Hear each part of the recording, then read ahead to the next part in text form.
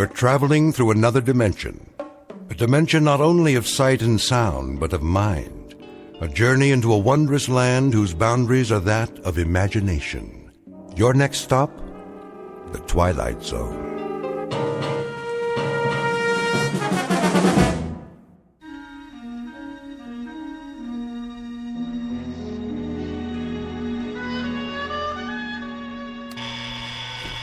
Blasted alarm. Let me sleep. Oh, all right, I hear you. It's 7:01 on a beautiful spring morning. What's so beautiful about it? And this is Mike Munn, here with some more sunshine music on your favorite listening station, Radio K-Rand. Oh, you shut up. So, whether you're on the way to work or just waking up, relax. We'll be with you all day long, bringing you melodic masterpieces around the clock. Off, I say. I did not set this radio to go on at all. And before we start another set of timeless hits, here's a special message for one of our favorite listeners, Bartlett Finchley. What? Mr. Finchley, we know you're out there, so put on a happy face. Take some time to smell the coffee, and remember, we love you madly, but we'd love you even more if you'd get out. Nobody wants you here, so you may as well pack up and get out now. We'll see about that. Of all the outrageous gall.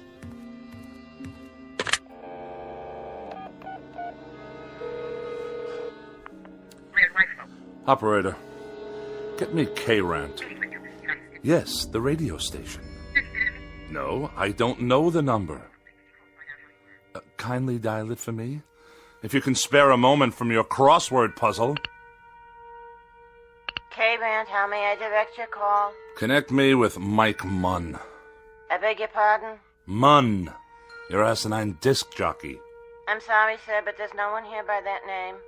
Of course there is. I just heard him on the radio. He took it upon himself to broadcast a personal insult directly and specifically aimed at me. We play all music all the time, sir. Do you know who you're speaking to? This is Bartlett Finchley.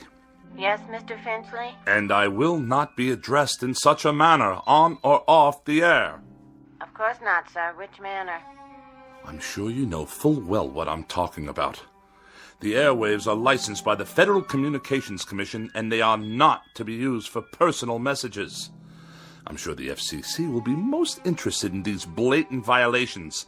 They'll pull your license so fast it'll make your empty head spin like a top. But we don't have disc jockeys. We don't broadcast any messages at all. Only beautiful music 24 hours a day. Plus commercials, of course. Let me speak to your station manager. Yes, sir. Please hold. And don't you dare place me on hold, you high school dropout. Oh, for the love of... I don't have time for this nonsense. I will not have it. I'll write a blistering letter to the FCC that will knock this rinky-dink station off the air. Hello? I want to file a complaint. A very, very serious complaint about your broadcasting policies. Come off it, Finchley. What did you say? Get off your high horse and give it a rest. Or you're out of here. You low-life nincompoop. How dare you address me in that fashion? I'll have you fired on the spot. What is your name, you cretinous subhuman? Don't you hang up on me! Hello? Hello? Hello?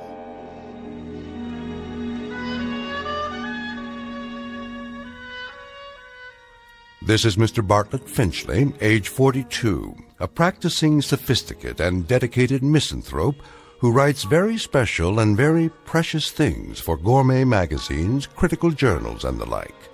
He's a bachelor and a recluse with few friends, only devotees and adherents to the cause of tart sophistry. He has no interest save whatever current annoyances he can find to occupy his mind. He has no purpose to his life, except the formulation of day-to-day opportunities to vent his wrath on the mechanical contrivances of an age he abhors. In short, Mr. Bartlett Finchley is a malcontent, born either too late or too early in history, and who, in just a moment, will enter a realm where muscles and the will to fight back are not limited to human beings. Next stop for Mr. Bartlett Finchley, the Twilight Zone. And now, the Twilight Zone, and our story, A Thing About Machines, starring Mike Starr, with Stacy Keach as your narrator.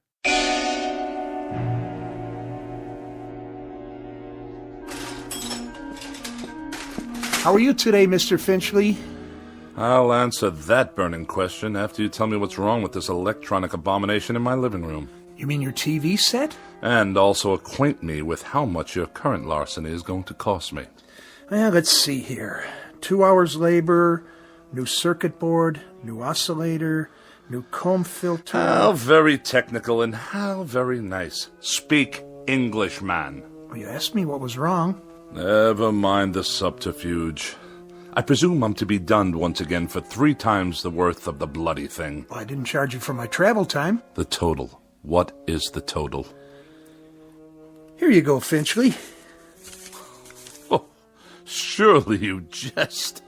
All right. I'll give you a break on the sales tax, seeing as how you're a regular. But this is the price of a meal in a 4-star restaurant. With wine! Labor don't come cheap nowadays. And neither apparently does my peace of mind.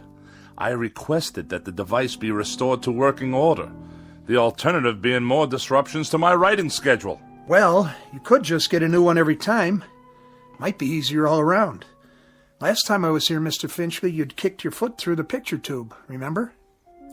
I have a vivid recollection. It was not working properly, like every other electronic contraption in this house. I tried to rehabilitate it. By wrecking it? After a certain point, that is the only option left. I disposed of a clock radio in a similar manner this morning.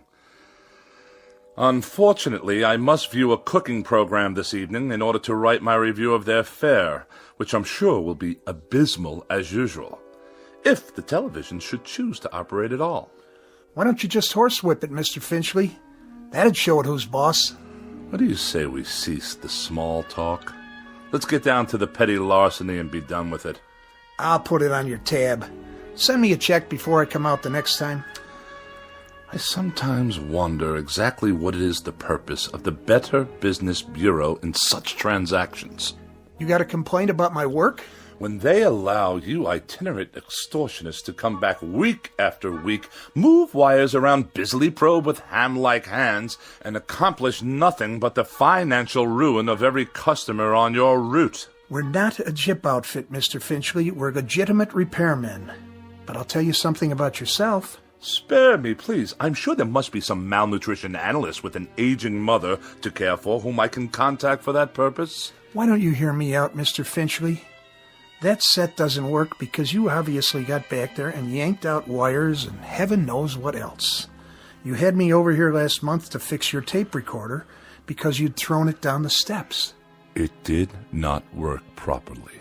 Well, that's the point, Mr. Finchley. Why don't they work properly? Offhand, I'd say it's because you don't treat them properly. I assume there's no charge for that bit of analysis. What does go wrong with these things, Mr. Finchley? Have any idea?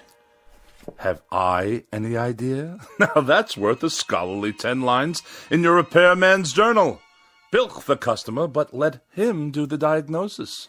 Well, the reason I ask that is because whatever it is that really bothers you about that television set and the radio and all the rest, it's something you're not telling me. Aside from being a rather incompetent clod, you're a most unreceptive listener. I've explained to you already. The television set simply did not work properly. And as for that original Marconi operating under the guise of a radio, it gave me nothing but static. You sure that was all that was wrong with them? I choose my words very precisely, thank you.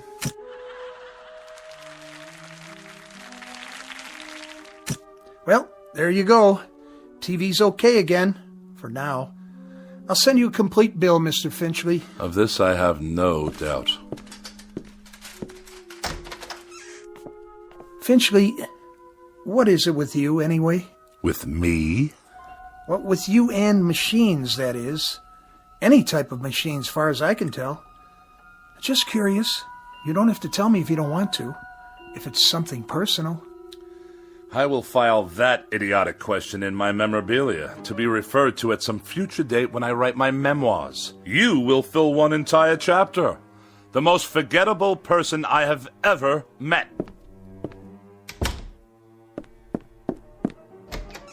It just so happens, you boob.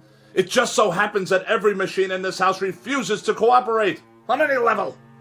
They behave as if... There! You see what I mean? Enough! I said that will be just about enough of that. Stop! Stop! Stop! Please!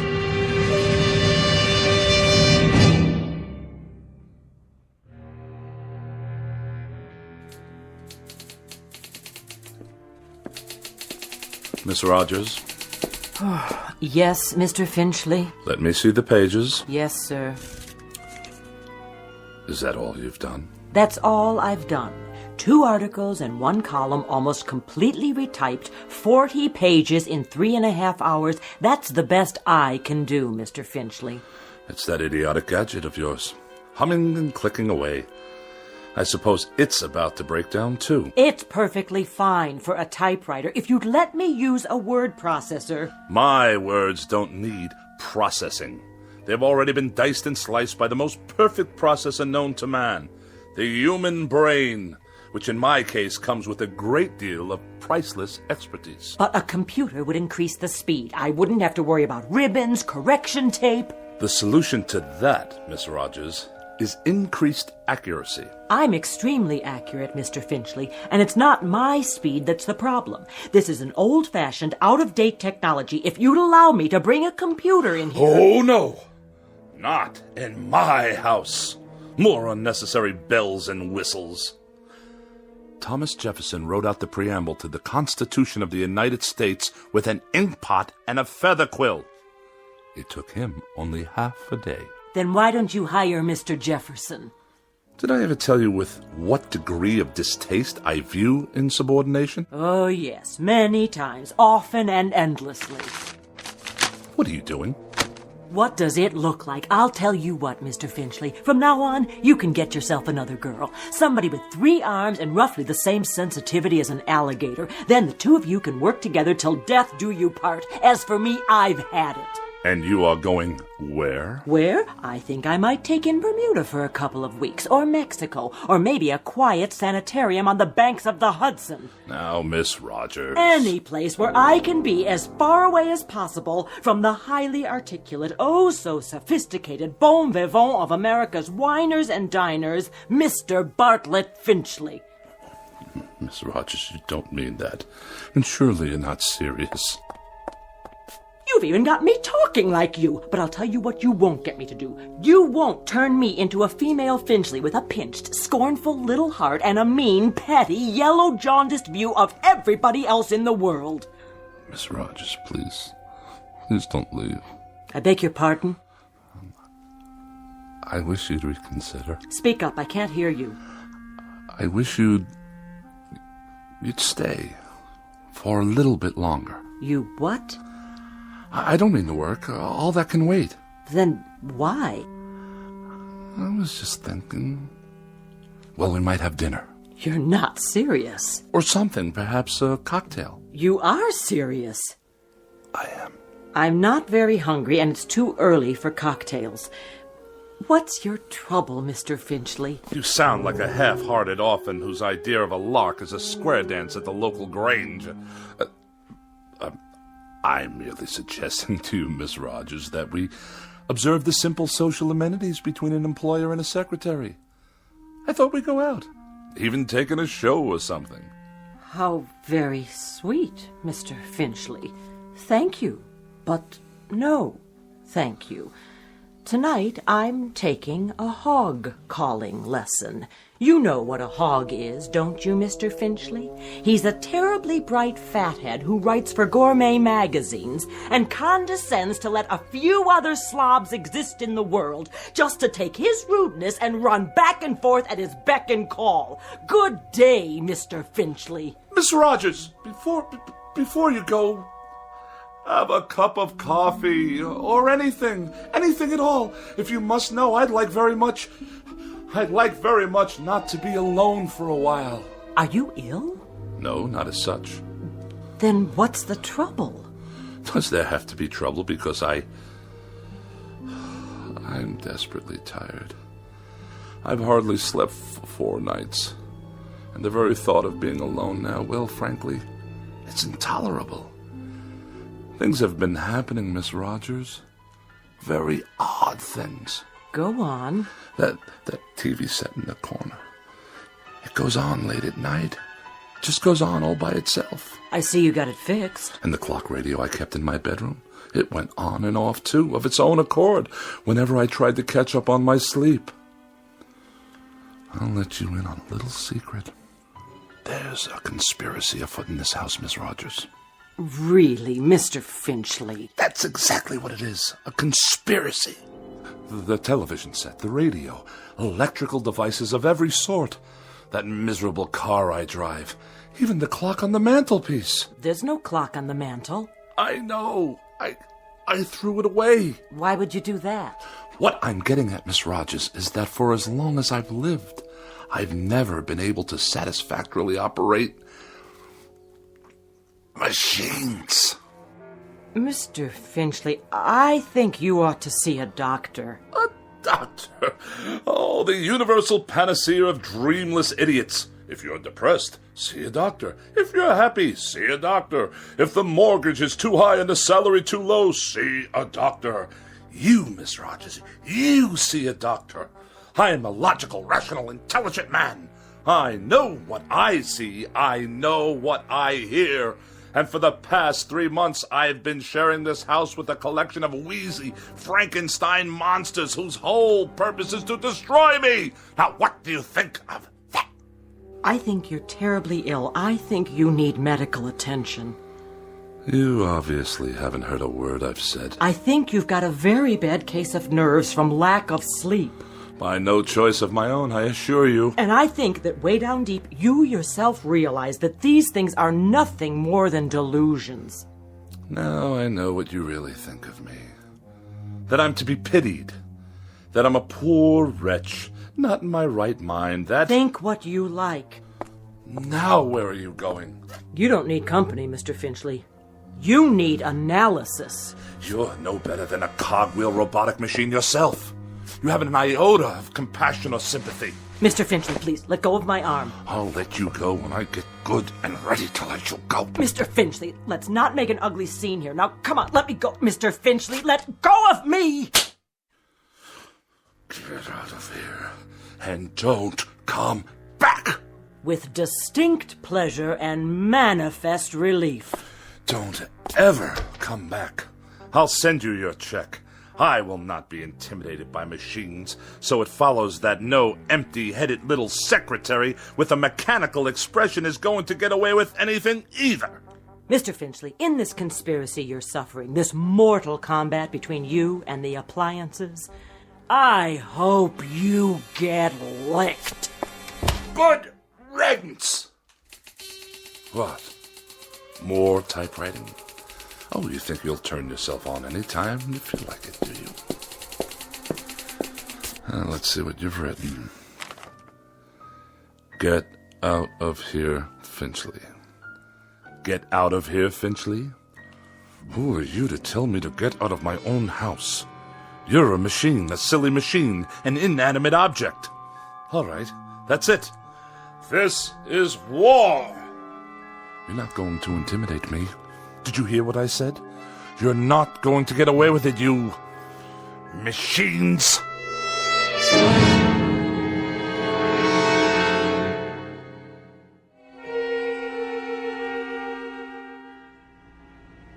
Nice day, huh?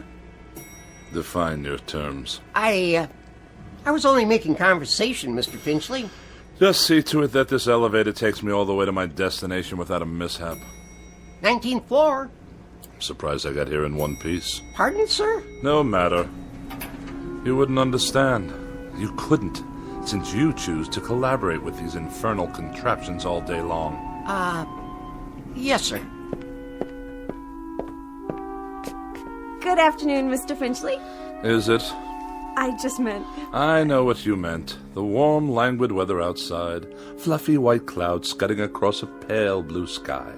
The sort of day when a young woman's thoughts turn to romantic mush. Disgusting. Mr. Finchley, I assure you I... Well, I'll have none of it. Do you hear? Excuse me.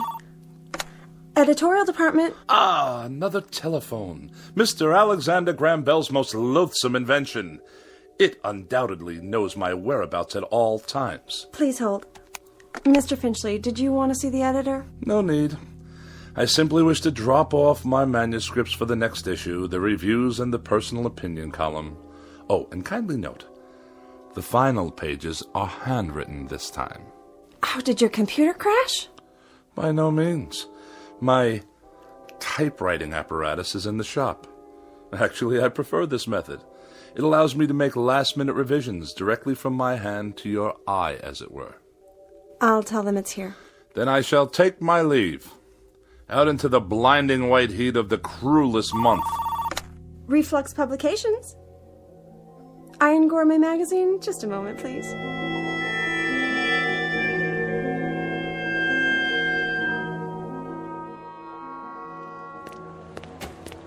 You there! Why are you touching my automobile? I'm writing you a citation, sir. For what reason? Overtime parking. What? The meter ran out. That's impossible. You can mail in the fine or pay in person.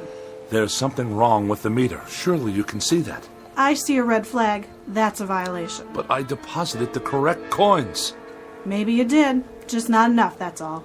On the contrary, I've been gone for 13 minutes. I inserted coinage worth exactly 30 minutes. Well, it doesn't look like it. Then the meter's not working properly. Take it easy. You don't want to break city property now, do you? It's already broken. Definitely and absolutely. It runs too fast. Any fool can see that it did not register a full 30 minutes after swallowing my money. If you want to contest it, court hours are 8 to 5, plus night court on Tuesdays and Thursdays. This is a gross miscarriage of justice. I'm just doing my job, mister. Here's your citation. Have a nice day. One more mechanical abomination designed to make my life a living hell.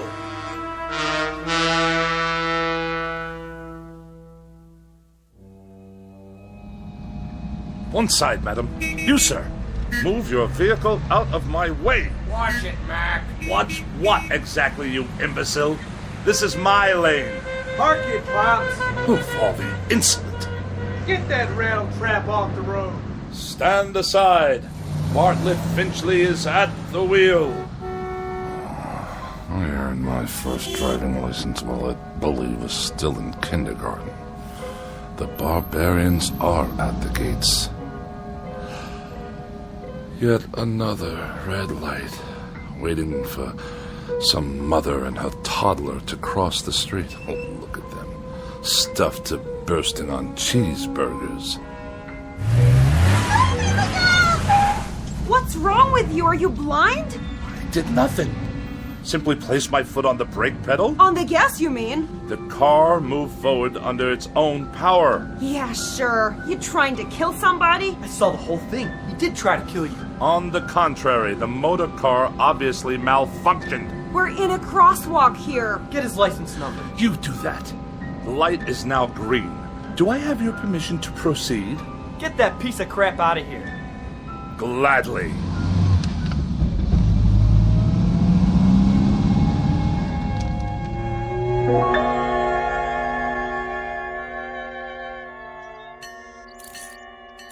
Pardon me, attendant. If I may be so bold. Yeah. When will you be finished with the repairs? On the old four-door? Soon, I trust. You've had more than enough time. Right. It's parked over there. Ah, my congratulations. And now for the bad news. What is this going to cost me? Nothing. For a brake overhaul? You mean no charge for the labor? I'll consider that a professional courtesy. I mean no charge, period. So you haven't completed the work. My good man, I can't wait around this gas station all day. There's nothing wrong with it. I checked the brakes, transmission, the works. It's an oldie, but there ain't nothing wrong with that car. Nothing? She's a classic. You know, you could sell that baby for good money if you want. But I distinctly felt the machine roll forward under its own volition. All the same, it's working perfect. Real cherry set of wheels you got there. I know a collector looking for something like that. I'll give you, say, $900.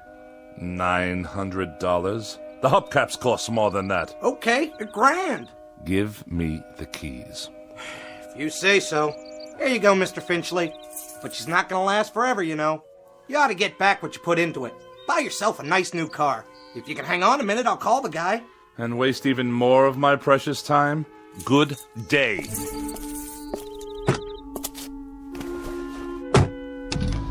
Wait up! Ah, now you deduce what's wrong, as I'm about to drive away. $1,100. Cash on the barrelhead. Oh, go tighten your fan belts or whatever it is you do in this incompetent establishment. Knuckle-dragging dolt. At least I can hear some decent music. Get out of here, Finchley. More abuse. Just go, Finchley. We don't want you here. Pack up and get out. Before it's too late.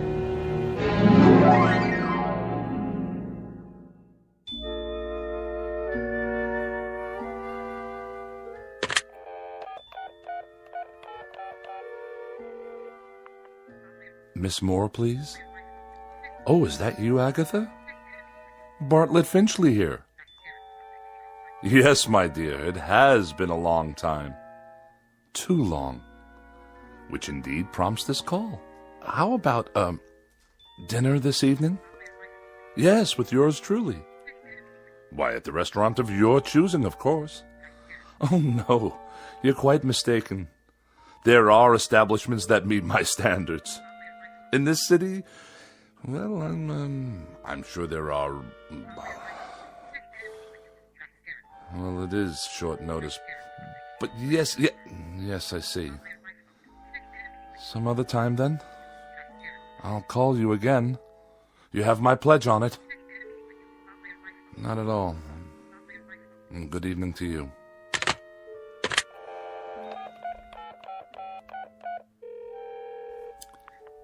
Mrs. Donnelly, please. Pauline, is that you? Oh, and how's my favorite young widow this evening? Bartlett. Bartlett Finchley. You remember? Yes. I'm tip-top. And you? Splendid. Say, listen, Pauline, I was wondering, sort of spur of the moment and all that, but oh... I see. I see. Yes, perfectly. That's quite all right. No, I hadn't heard the good news. Well, I'm delighted for you. Truly delighted. In June. I'll send you a wedding gift. Of course. Good night. It's the telephone. I'm sure of it. Distorting my voice, twisting my words. What other explanation is there? An army of forces dedicated to embarrassing me, inconveniencing me, and generally making my life as miserable as possible.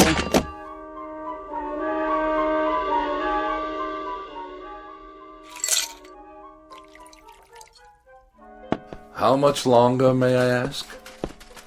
The phone's all fixed, Mr. Finchley. One in the bedroom, too. So you say? Yeah, she's operating all right now. Had to replace a handset, though. Shouldn't give you any more trouble. I'm deeply indebted. Convey my best to Mr. Bell for his reliable invention. Yeah, sure. Is there something else? Well, you tripped over the cord. Is that what you said? If that's what I said, you may rest assured that's what happened. Well, You're the boss, Mr. Finchley. Reason I asked, though, those wires sure looked like they were yanked out. Do they now? Proving what a vast storehouse of knowledge the phone company has yet to acquire. Okay. So long, then. Have a nice night. I shall certainly endeavor to do so. One thing. Yes? The thing about phones, though? What? Well, you see, they're just like any other piece of electronics. You have to be careful. Treat them right. Because if you don't, they won't do what you want. Kind of like people, I guess. Kick them to the curb, and they won't be there when you need them. You get back what you give out. But, well, I figure you know that already, don't you, Mr. Finchley? A smart man like you. Good night. So be it.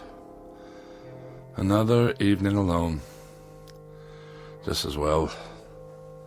At least this way I'll have the company of a person of quality. And welcome once again to Dinner for One on the Eating Channel. Tonight we prepare a bright and breezy repast guaranteed to liven up any kitchen. Oh, spare me. 3 new and exotic courses imported from jolly old England. For appetizers, a wonderful discovery called the Scotch egg, followed by an exquisite cold watercress sandwich. And the traditional pièce de résistance, bangers and mash. Sound exciting? Well, it is. So sit back and enjoy and keep a pencil and paper handy. Now for something completely different. Balderdash, not worthy of a review.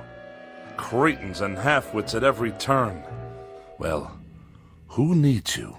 Who needs any of you? Mr. Bartlett Finchley is going out on the town. He's going to have a wonderful evening with some good wine, and who knows what lovely lady I may meet during my nocturnal meanderings. Who knows indeed?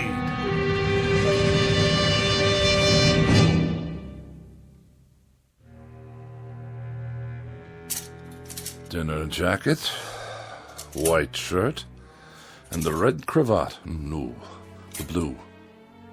Or perhaps the polka dots. Yes. This will do.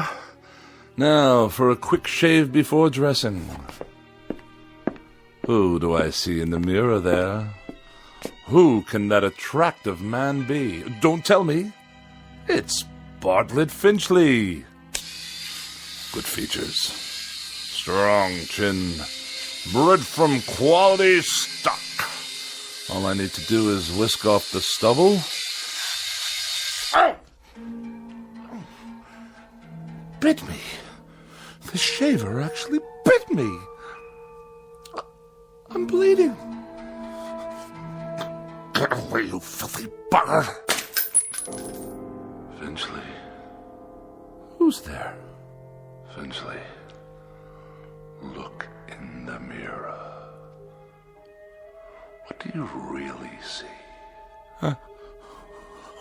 Who's speaking? Take a good look. You're ugly, Finchley. That's not my face. It can't be. An ugly, dried up old man. Do yourself a favor. Do us all a favor. Use a straight razor. Stop speaking at once. You have no right.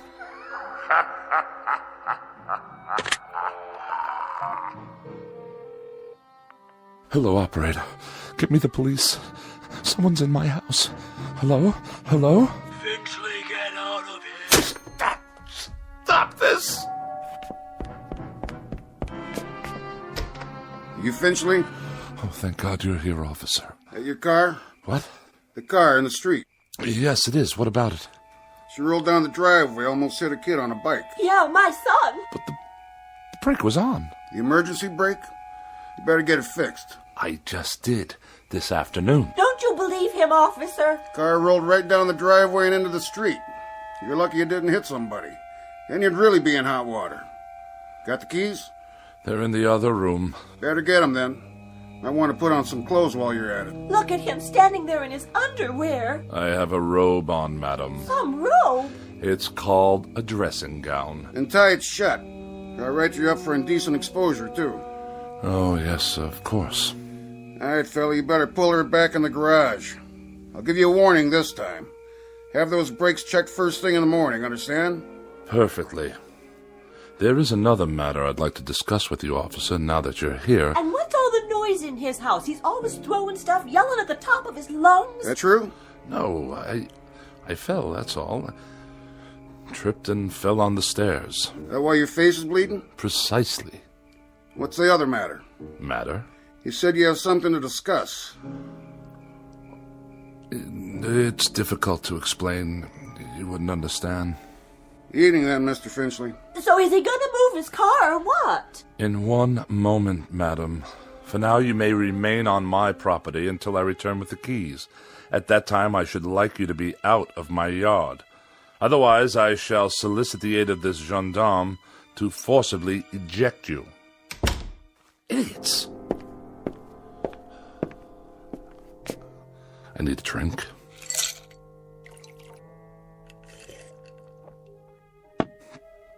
Perhaps one more.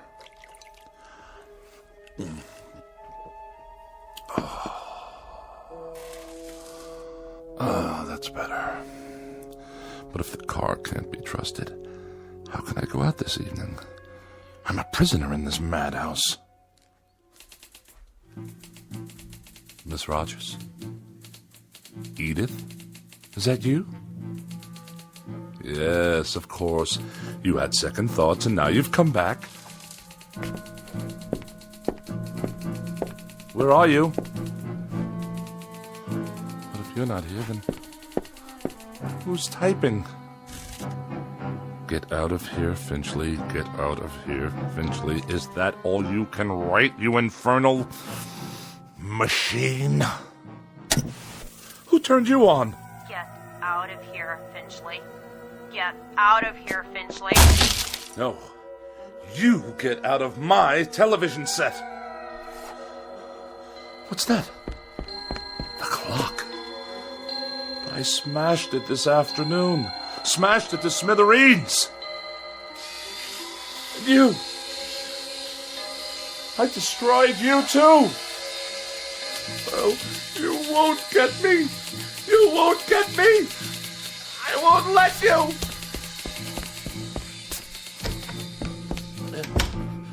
Help me, please. Someone. It's Bartlett Finchley, your neighbor. Let me in.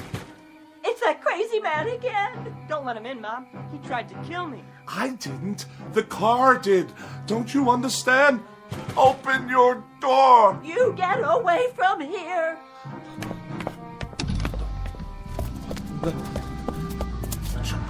You can't follow me. You're only a car. My car. Stop.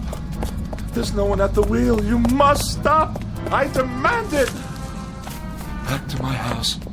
Then it can't follow me to the house. Locked. Wait. I have the keys after all. It can't get in here. I'm safe now. Safe.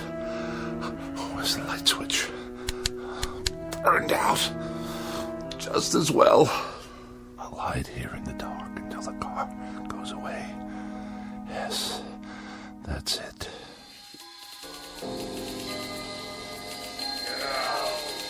Get out of here.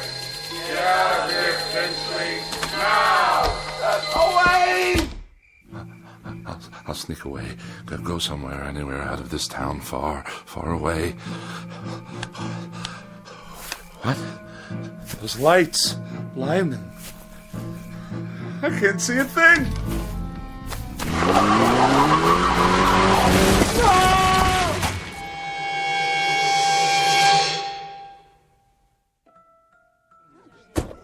I have your 1019 on Woodlawn Drive. What is the status?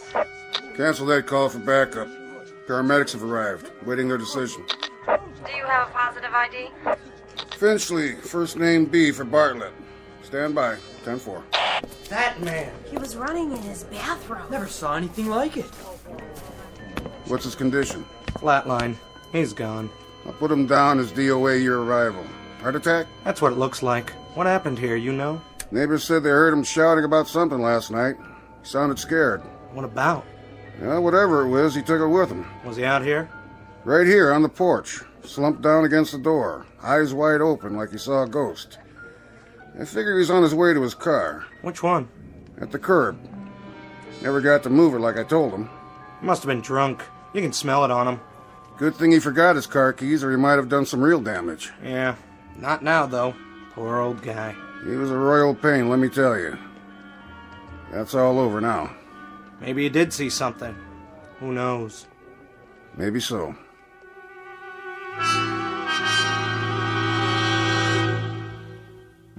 Yes, maybe so. It could just be that Mr. Bartlett Finchley succumbed to a simple heart attack and a set of delusions that were self-generated. It could just be that he was tormented beyond the breaking point by an imagination as sharp as his wit and as pointed as his dislikes. But as reported by those in attendance, this is one explanation that has definitely left the premises with the deceased. For now, look for it filed under M for machines in the Twilight Zone. More from the Twilight Zone after these words.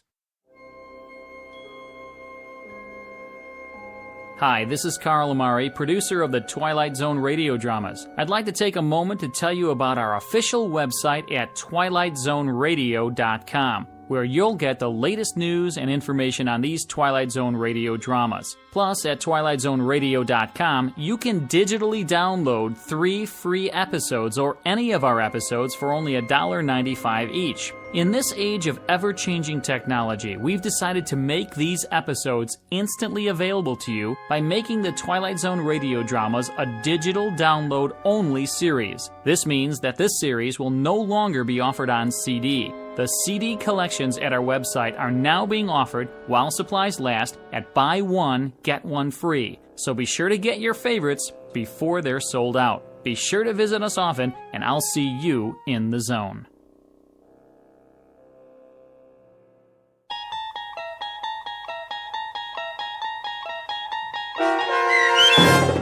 A Thing About Machines, starring Mike Starr, with Stacy Keach as your narrator, was written for The Twilight Zone by Rod Serling and adapted for radio by Dennis Etchison. Heard in the cast were Doug James, Peggy Roeder, Rich Kominick, Turk Muller, Guy Burrill, Larissa Borkowski, Irene Olson, Heath Corson, Lynn Foley, Natalia Reed, and Peter DeVito. To learn more about the Twilight Zone radio dramas and to obtain audio cassettes and CDs of these programs, visit our website at twilightzoneradio.com.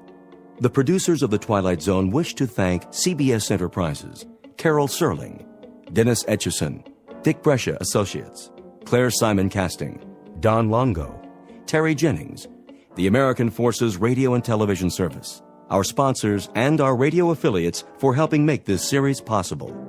This copyrighted radio series is produced and directed by Carl Amari and Roger Wolski for Falcon Picture Group. Doug James speaking.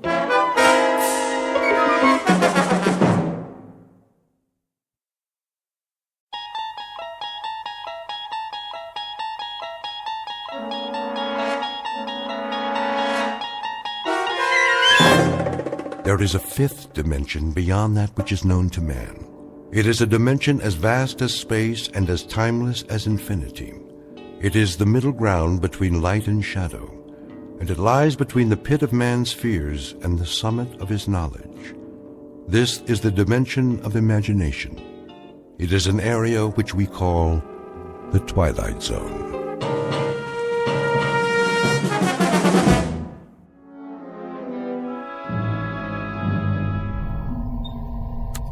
T-minus 1 minute. Count off.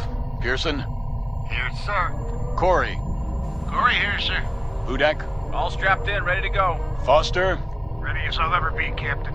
Nolan? Let's light the fuse and go. I second that motion, Captain. Take it easy, Pearson. This isn't a bottle rocket. We're gonna fly higher than anybody's ever flown before. Everyone clear on that? Clear, Captain. Loud and clear. Fire it up. Come on, I got a hot date. Let's get this show on the road. Something tells me we're gonna go on a long, long trip. Just do it. The suspense is killing me. Arrow 1. Come in, Arrow 1. This is Arrow 1. That you, Brandt? Affirmative, Captain Donlin. We read you loud and clear. Well, do we have a go? Weather's holding. Time for a system check. We already did that. Give it to us one more time. On your mark. Fuel supply. Fuel check. Computer presets. Computer check. Air supply and life support. Life support check. Flight plan trajectory. Flight plan check. Autopilot. Autopilot check. System coordinates. All systems check. Looking good, Captain. You've got to go. Crew, stand by. Hey, I changed my mind. I think my mother's calling me. I gotta go to the bathroom. Fire rockets. We have ignition. Cleared for takeoff, Arrow 1. Prepare for countdown. Ready for countdown. T-minus 15. Minus 14. Lock those seatbelts, boys. Hey, I forgot to bring my lunch. Where's my lucky rabbit's foot? Do they have TV in space? We're gonna miss a World Series. Minus 10. Take a deep breath, everybody. Minus 9. You want we should hyperventilate? Minus 8. Captain, I need a drink. Minus 7. No more chatter.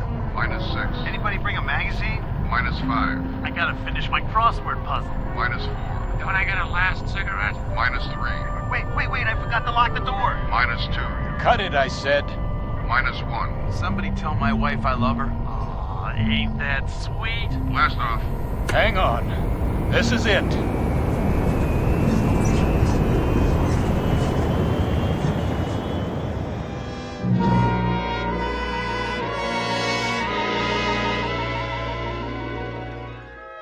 Her name is the Arrow 1. She represents 4.5 years of planning, preparation, and training, and 1,000 years of mathematics and the projected dreams and hopes of not only a nation, but a world.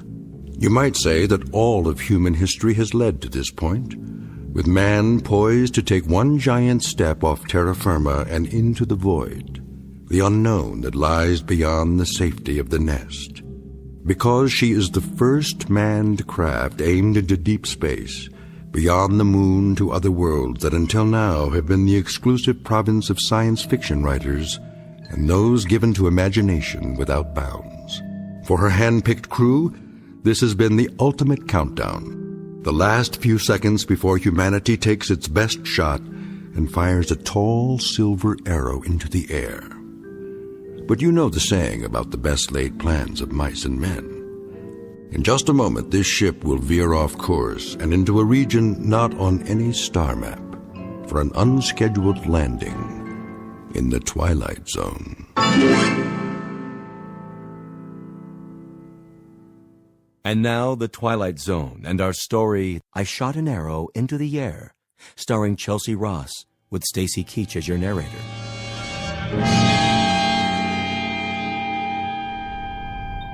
All right, roll call. Sound off. Nolan here. Pearson, anybody got an Alka-Seltzer? Foster, I got a Bromo. Corey here. Hudak, look at me, I'm flying. How you doing, Colonel? I am A-OK. We all are, and so's the ship. Are we there yet? We're leaving the Earth's gravitational field. Instruments all in the safety zone. Pearson, give me a visual scan. Yes, sir. Everything's on the money, Captain, as far as I can see. Cabin pressure? 1.19, sir. Disengage restraints. You can remove your helmets now. We're free to move around.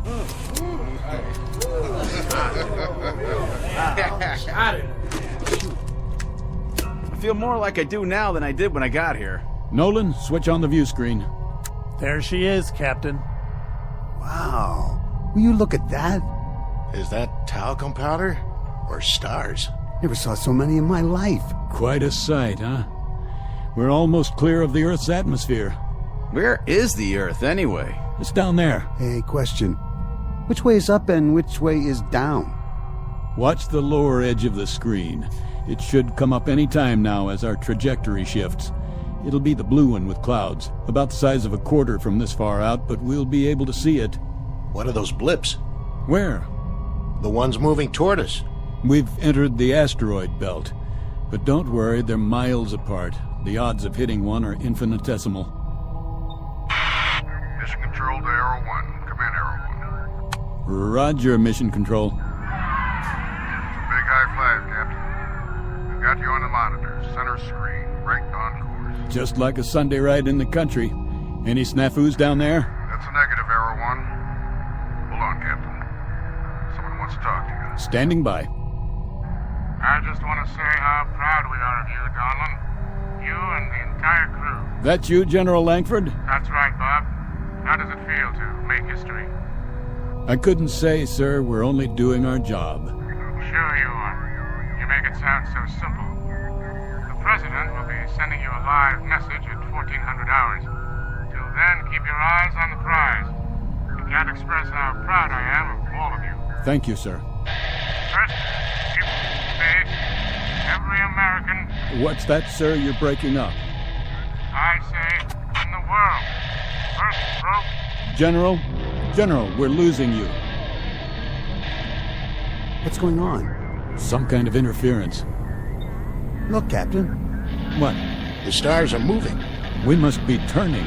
Not this early. Did you punch in a course correction? No, I didn't.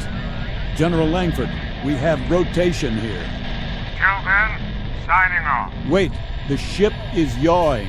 That's not part of the flight plan. Happens to your course. Up the screen, get deep. Get back in your seats. We're turning faster. Now! Captain, what's happening? I said strap in. What about you? I'll try for a manual override. Captain, we're spinning. Lock your belts. I can't get in the chair. We're going into a dive.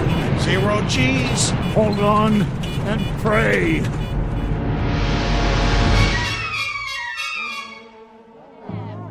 Vector 19. Triangulate with Sydney, Australia, and South Africa. We have no signal. We've lost it. Well, what do you mean we've lost it? See for yourself, General. Good Lord, with 15 monitors going. We could have 15,000 monitors, but the situation would be the same. We've lost contact. Visual and radio? How is that possible? Don't ask me. She's off her vector path, clean off the radar screen. Just gone. Completely gone. When did you first lose contact? A few minutes ago. There was a short period of heavy interference. What kind of interference? Probably solar. Some kind of sunspot activity. We haven't been able to identify it yet. In any case, when it was over, the contact was broken. Couldn't a change in their course account for that? The course was preset. The captain wouldn't change it without notifying us. Bob Donlin's a solid officer. And even if he did change course, the automatic tracking system would have been activated. It would show up here on the board. So a ship with an 8-man crew just disappears like a puff of smoke. 1 minute she's there, the next minute she's gone. That's not the worst part. What do you mean? Until we regain contact, if we do, there's not a thing anybody can do for them. I shot an arrow into the air. It landed I know not where. Let's say, General? A nursery rhyme for the age of space. Gentlemen, wherever you are, may God help you. Contact the observatory. There's no readings. It's flat. She's gone.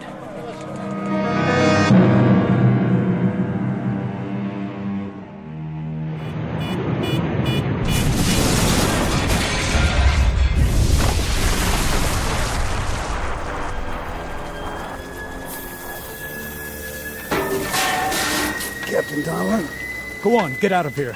I can't find my helmet. Forget your helmet. Go. My God, look at Grimes. Anderson. And Nolan. And Foster. Help me. It's Hudak. He's still alive. Here, take his legs. Now lift his head. What are you doing, Captain? Gotta drag the bodies out. But the fuel tanks are gonna blow. Hold on, we'll give you a hand. Somebody, please. Get him out, I said. That's an order.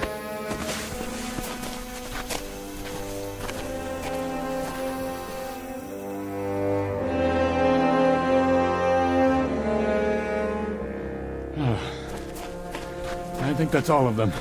That's all of them, Captain. All right. Now, check the forward hold. The fire's spreading. We have to try and get the supplies out. Yes, sir.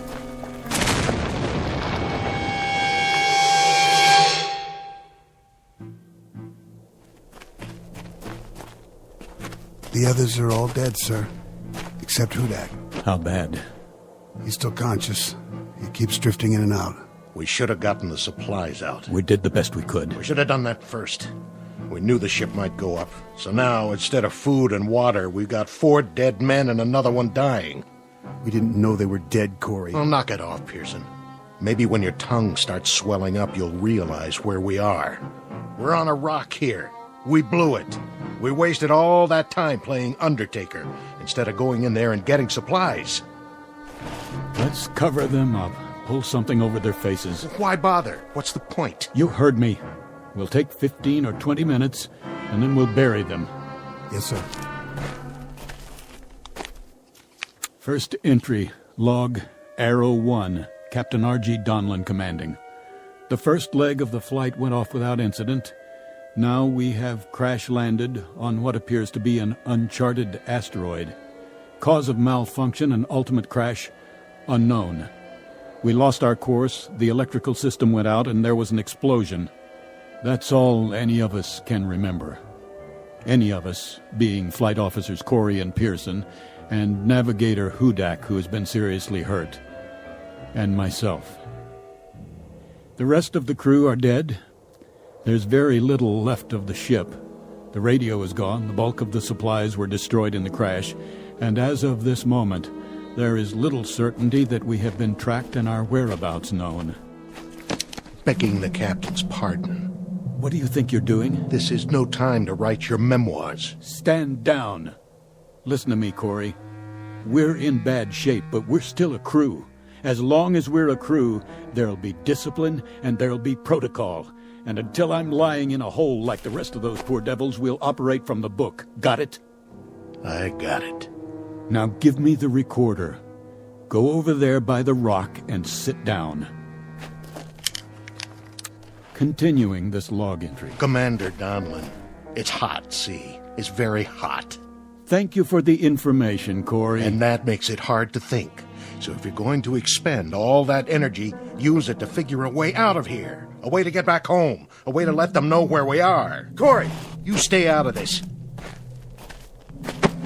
You heard him. Go over there and sit down. You've got a bad cut on your forehead. Make a bandage and tie something around it. Okay. Something's wrong with Corey, sir. The bump on his head, or whatever it was, he's not acting right. He's not the one I'm worried about just now. Hudak?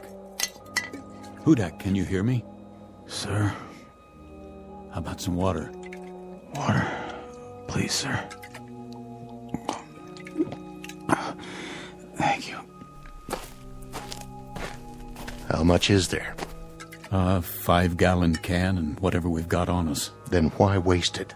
He won't last through the day. You the consulting surgeon, Corey? I'm 1 man out of 3 who's gonna need that water. And 5 gallons isn't gonna last very long. If the situation were reversed, Corey, if that were you lying there, I'll give you good odds you wouldn't want to get written off, 5 gallons of water or no. He's going to die, Colonel. If he dies, Corey, but nobody gets behind to push. If he's thirsty, he gets water. If he's hot, we move him in the shade. And then if he goes, we'll give him a prayer or two. Right? If you say so. Pearson? Sir. There's a broken shovel near the packs. Let's dig the graves. I'll relieve you in 5 minutes, then Corey here will relieve me. Right away, sir.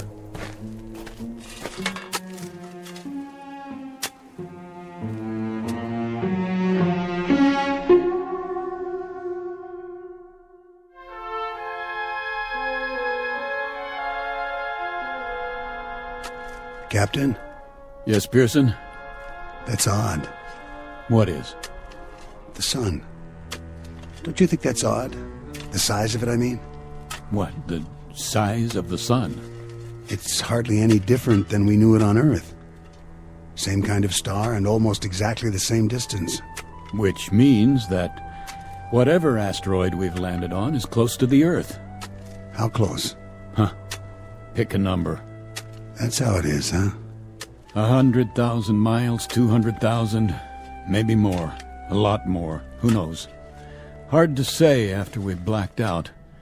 But wherever we are, it's a cinch it isn't heaven. We can count on that. Yeah, I guess we can. Unless it's the other place. We can count on this, too.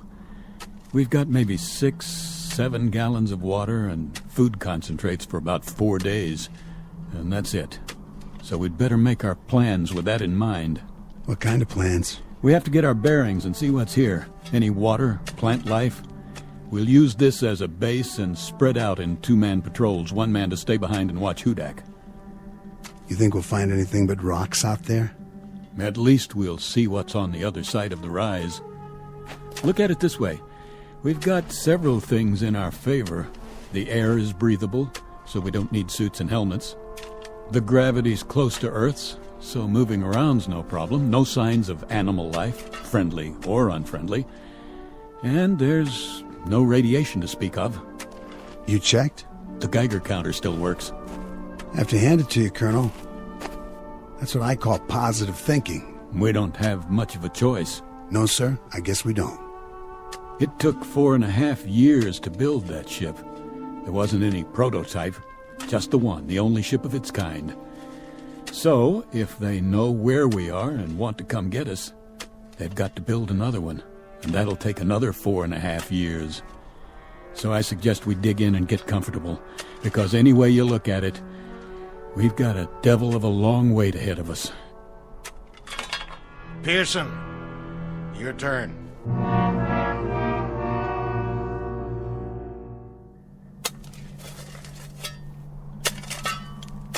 How's it going, Pearson? That's the last grave, sir. 4 of them. Good job. How is he? The same as when you left. Breathing pretty shallow, though. Maybe the air here, well maybe it doesn't have as much oxygen in it. It has enough. We're doing all right. You two see anything out there? Nothing we can't see from here. Yeah, we saw something. Sand and more sand. Rocks. And those scrubby hills over there. But not a single drop of water. This isn't an asteroid, it's an 8-ball. And hot, Pearson. Hot like nothing you've ever felt before. It'll be cooler at night, sir. I'll head south towards the mountains and take a look in that direction. If there is a night here. There has to be. The sun's moved down to the horizon. That you, Captain? Right here. What are you doing? Giving him his ration of water. Oh, no. Not this time. Corey, take your hand off my canteen. That's an order. Not this time, Colonel. What are you talking about? I want an even shake. I want a chance. You're alive, aren't you? That's a better shake than the men in those graves got. For now. But I want to stay alive. So don't give him any of my water. Your water? That's right. It's ours now. Stand down, Corey. You heard him. How are you doing, Hudak? Hot.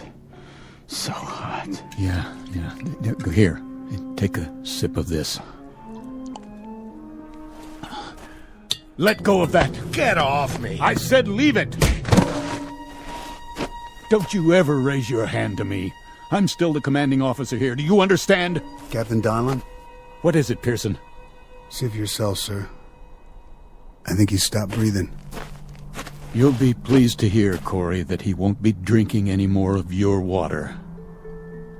Pearson, get something to cover his face. Yes, sir. You died a long way from home, boy. A long, long way. Rest in peace. Wait till dark, and then we'll make some treks over the hills and down to the flats in all 4 directions. We better get to know it, because this is our home now, gentlemen. Such as it is. Corey, what are you doing? What does it look like? I'm taking his canteen off his belt. He can't use it. For the record, Corey, there's just 3 of us now. And the big problem is going to be staying alive. You hear me? The 3 of us. I'll carry the extra canteen. Something's wrong with you, Corey. I was gonna share it. Sure you were. Something's very wrong with you. Something happened to you when you hit your head in the crash. Okay, so you're not responsible for your actions anymore, but if I catch you filching just once, Corey. Let it go. This dirty little grave robbing... I said forget it. Yes, sir. Now, let's all find a place in the shade and sit tight. For how long? Till the sun goes down.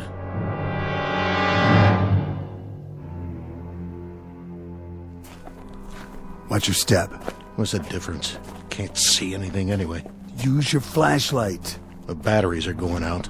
Turn it on and off in bursts. That way they'll last longer. You know, this is nuts.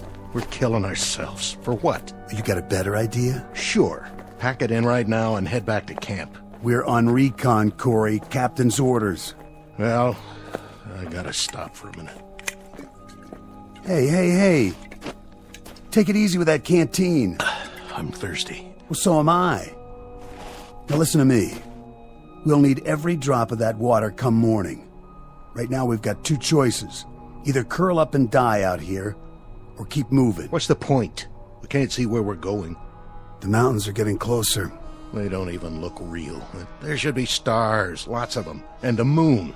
Doesn't this place have a moon? It's the atmosphere. Some sort of cloud cover after the sun goes down. Where are you going? I'll peel off and head for the mountains. We'll rendezvous at base camp in 2 hours. Yeah, what am I supposed to do? Check out the flatlands straight ahead. Think you can do that? Yeah, but if we split up... What? Well, we might not find our way back. Are you telling me you can't walk a straight line, Corey?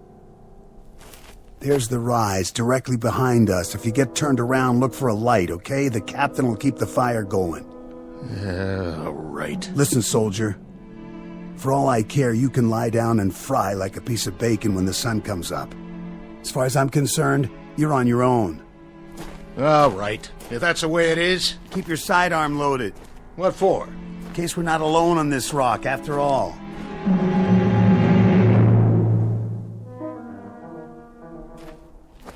Corey? Are you following me? Corey? If you're out there, something's very, very wrong with you.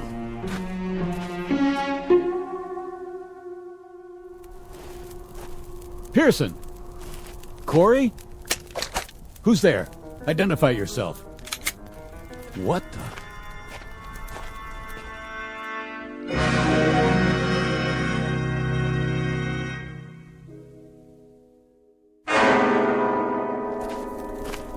Corey? Hello, Captain. Well? I must have walked 12, 15 miles. Yes, and? Nothing. Not a thing. Sand flats. That's all there was. Just sand. One stretch after another. I thought I could get some kind of a fix from the stars, but it's overcast. I know. What about Pearson? What about him?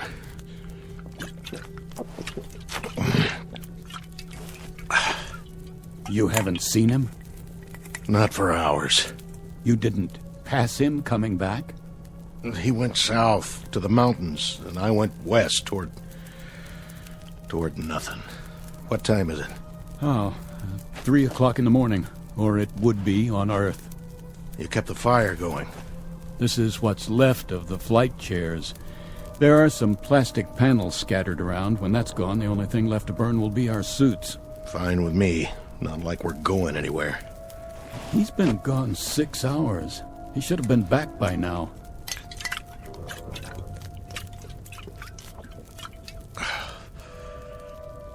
Corey? Yeah? You're sure you didn't see him or hear him? I already told you, Captain. We went in different directions. Was it hot out there, Corey? You know it. The sand doesn't cool off much at night. And that made you thirsty, didn't it? All the time. I guess I'm getting used to it. Obviously. Very used to it. So used to it, Corey, that you didn't even need any of your water. I drank some. Hardly any. This canteen is almost full. You were out all those hours and you didn't touch more than a drop, is that right? That's pretty remarkable. Downright amazing, in fact. So put me in for a medal. Buddy, what I'm going to give you can't get pinned on a uniform. Hey, what are you talking about? I want to know why you started out 6 hours ago with half a canteen and then came back with it 3/4 full. Hey, let me go. Come on, Corey, talk. I want to know where you left Pearson and what you did with him. Now. All right. It was like this. I found him, face down. He must have fallen and hit his head on a rock. That's all I know. He was dead when I got there. And where did this happen? At the foothills. You followed him there? I went looking for him. Sand was too deep, heading west. I had to change directions. It's your story you'd better change. Captain, I swear I didn't touch him. He was dead already. I saw his canteen, and I poured his water into mine. I knew you wouldn't believe me. That's why I told you I hadn't seen him. What's that for? On your feet. We're going to bring him back. No, you're nuts. It's 7 or 8 miles from here. I can't make it again. I'm dead, Captain. Correction. You're almost dead, but you're not quite yet. Let's go, Corey. I want a conducted tour all the way to Pearson's body. I want to see for myself. Let's move out.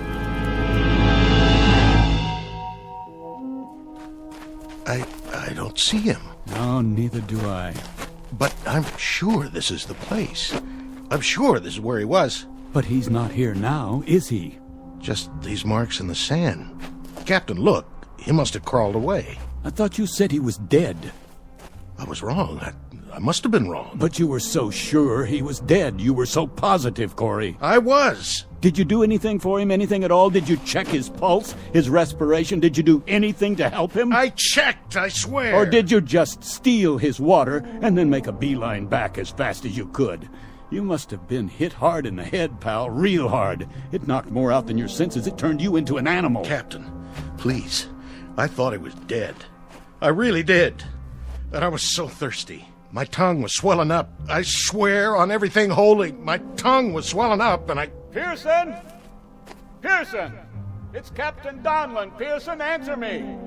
You can still see the tracks. It looks like he went that way. Pearson, I'm here. You're going to be all right, Pearson. I'm coming. Don't worry, Captain. I'm coming too.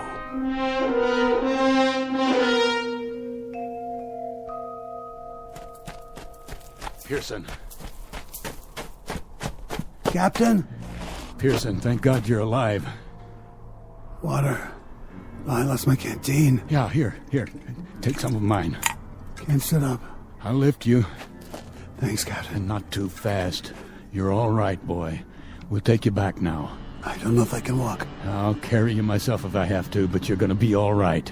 Captain. What, Pearson? What are you trying to say? I saw. What? What did you see? Where? Up there. Over the hill. Did you climb the hill? Is that it? I went. And what, Pearson? What did you see?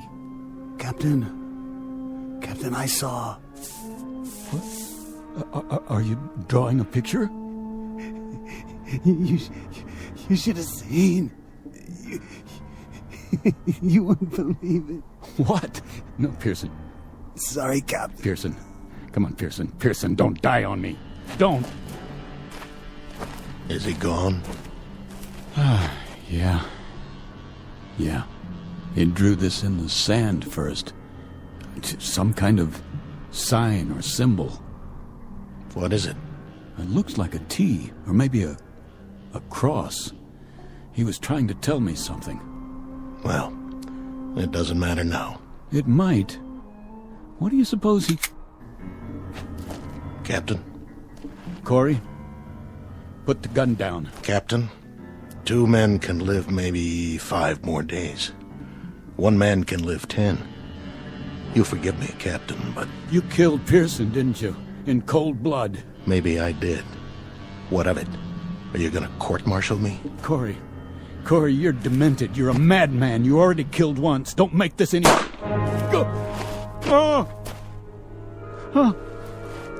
Corey, you murderer. Sorry, Captain. Real sorry. But in a situation like this, there's no choice. No alternatives. It's not your fault. It just had to be. You can see that, can't you?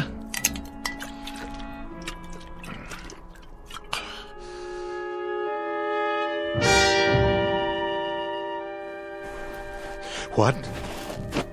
Morning. That blasted sun already. Gotta get a move on. Goodbye, Captain Donlin. Pearson. Now, what were you trying to say, Pearson? Lines in the sand. Something over the hill. Is that it? Well, I guess you got me thinking. I'll just have to check that one out one time.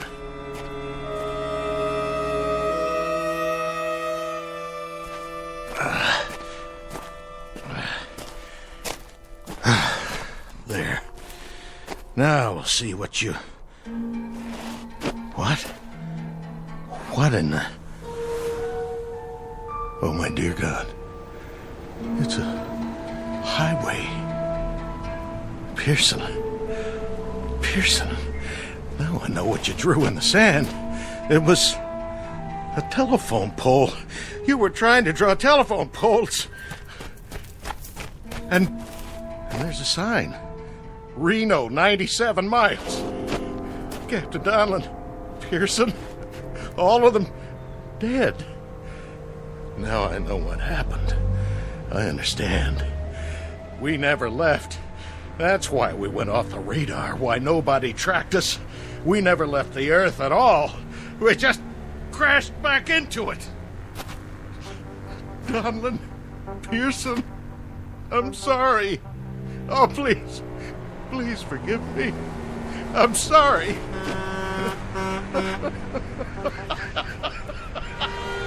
Oh, stop! Please! Stop! Stop!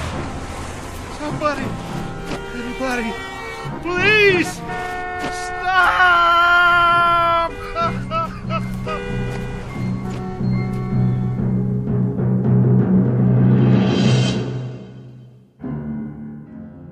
Practical joke perpetrated by Mother Nature and a combination of improbable events.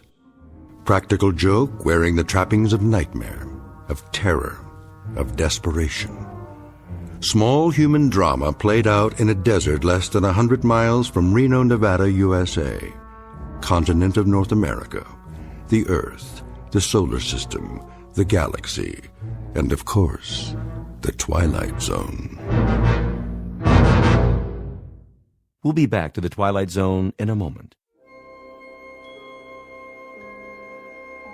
Hi, this is Carl Amari, producer of the Twilight Zone radio dramas. I'd like to take a moment to tell you about our official website at twilightzoneradio.com, where you'll get the latest news and information on these Twilight Zone radio dramas. Plus, at twilightzoneradio.com, you can digitally download 3 free episodes or any of our episodes for only $1.95 each. In this age of ever-changing technology, we've decided to make these episodes instantly available to you by making the Twilight Zone radio dramas a digital download-only series. This means that this series will no longer be offered on CD. The CD collections at our website are now being offered, while supplies last, at buy one, get one free. So be sure to get your favorites before they're sold out. Be sure to visit us often, and I'll see you in the zone.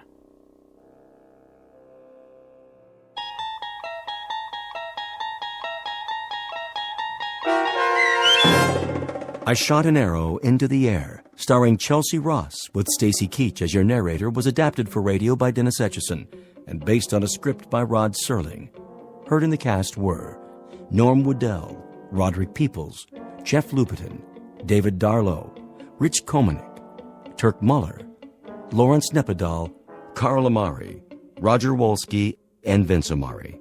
To learn more about the Twilight Zone radio dramas and to obtain audio cassettes and CDs of these programs, visit our website at twilightzoneradio.com. The producers of The Twilight Zone wish to thank CBS Enterprises, Carol Serling, Dennis Etchison, Dick Brescia Associates, Claire Simon Casting, Terry Jennings, XM Satellite Radio, Sirius Satellite Radio, our sponsors, and our radio affiliates for helping make this series possible. This copyrighted radio series is produced and directed by Carl Amari and Roger Wolski for Falcon Picture Group. Doug James speaking.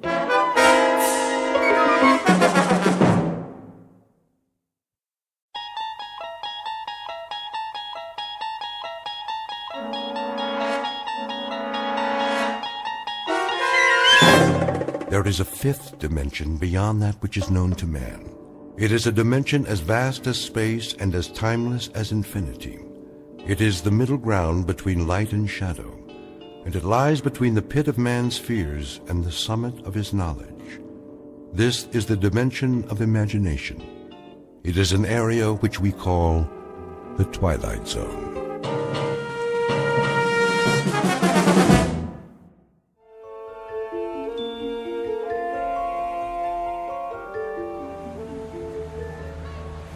You're gonna do good today, Lou. I can tell. Yeah? How can you tell, Tommy? 'Cause you're the best salesman there is. Well, maybe I used to be. You are, Lou. You always have such neat stuff. Oh, yeah, I got everything. A little bit of this, a little bit of that. Something for everybody. Help me set up the table, will you, Tommy? Sure. There we go. We'll be ready to start in a minute. What's in the bag today, Lou? Take a look.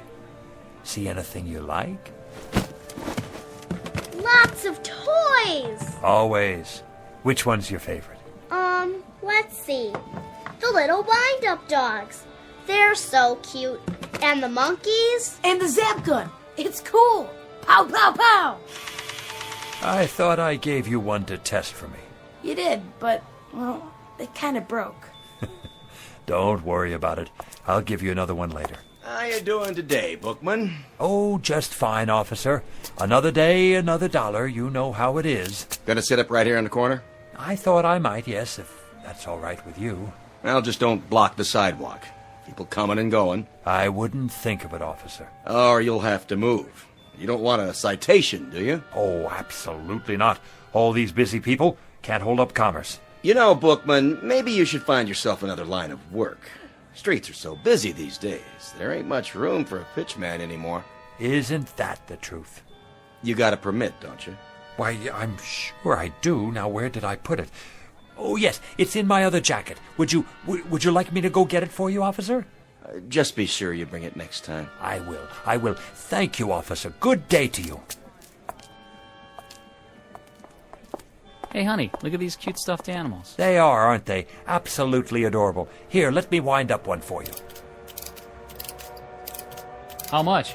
Only $7.98 in your choice of colors. Do you have any little ones at home, sir? Nope, no kids. Well, a niece or nephew, then. These make great birthday presents, stocking stuffers, a big hit at parties. Have you ever seen anything so delightful? Look at the way they move. It is cute, don't you think, Walter? Yeah, but they got them over at the Pick and Save for $3. Oh. Now, these aren't your ordinary toy animals. No, ma'am. They walk and talk and bark and jump a full 360 degrees in the air. Plus, you never have to feed them or take them to the vet. I call them the ideal pet. Go ahead, pick it up. Feel that fur, so soft and lifelike. Thank you anyway. They're on sale. Special July clearance. Everything's half off today. Gift items for the men, perfume for the ladies. How about a wristwatch? Did you see these genuine gold necklaces?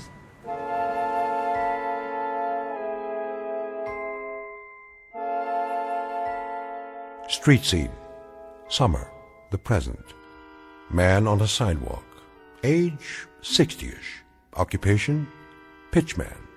Name, Lou Bookman.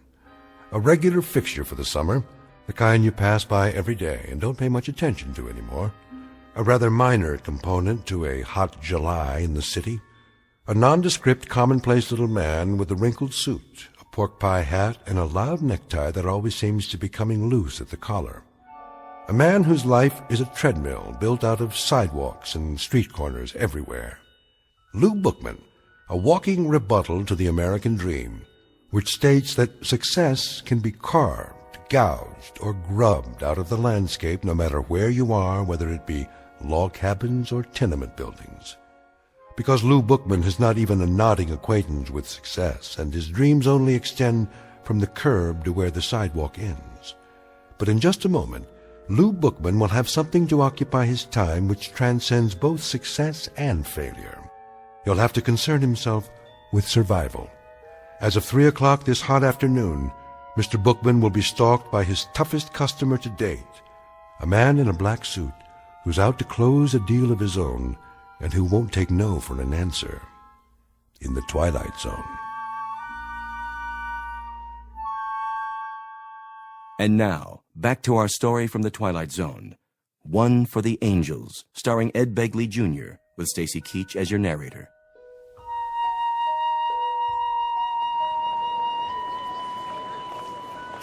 Sir, how about a nice new pen? Guaranteed to write upside down, underwater, in zero gravity. Ma'am, let me give you a free sample of my new perfume. It's called Scent of Mystery, and I promise it will bring you all the love and romance you ever dreamed of. How about you, sir? Nothing for me. No? You sure? I'm just observing. The reason I ask is you've been standing there for quite a while. Are you quite sure I can't show you anything? What about a new digital watch? Comes in a gift box. Not today, Mr. Bookman. Oh, you know my name. Have I seen you before? You look... Who are you talking to, Lou? What? Oh, that man there in the black suit. Which man? The one standing by the... Well, I don't see him now. He must have moved on. Strange, don't you think? To be wearing a black suit on a day like this. It's getting awful late. Is it really? I gotta get home before my mom gets mad. You run along then, Tommy. You absolutely positively can't be late for dinner. You gonna have dinner now, too? Sure, Maggie, sure. Guess it's about that time. What are you gonna have? Oh, a lovely repast, no doubt. The chef's special. We're having spaghetti and meatballs. My favorite. Sounds positively scrumptious. I think I have a can left myself. I'll help you put your stuff away. Oh, don't worry. I can do it. Hey, Lou, can I walk with you? That would be my pleasure, Maggie, to be in the company of such a pretty girl like yourself.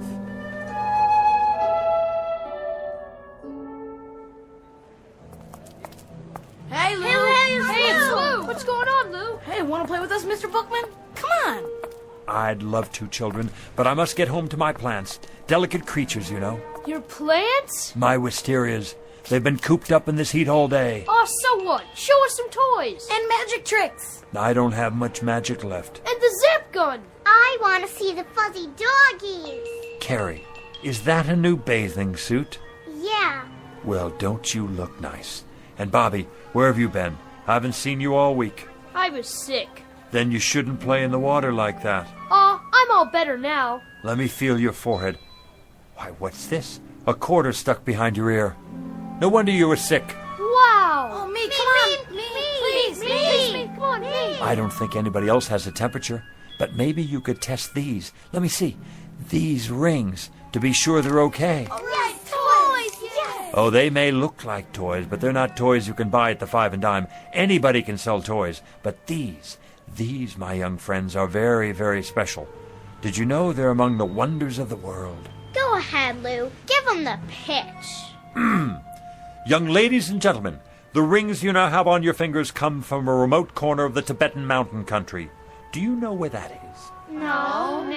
Well, it's where the wisest people in the world live. The jewels are patterned, shaped, and forged by strange little men who work underground, far from the light of day. Some folks call them... The Moly Men. Right, Bobby, the Moly Men.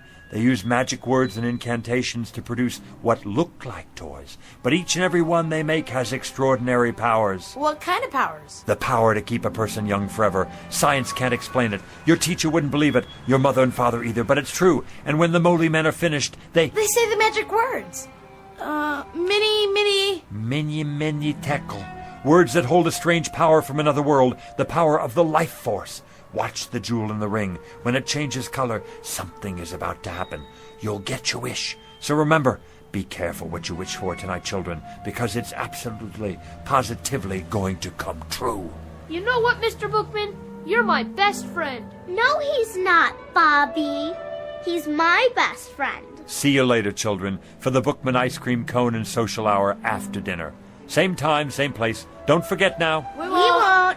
Come on, Lou. I gotta go home.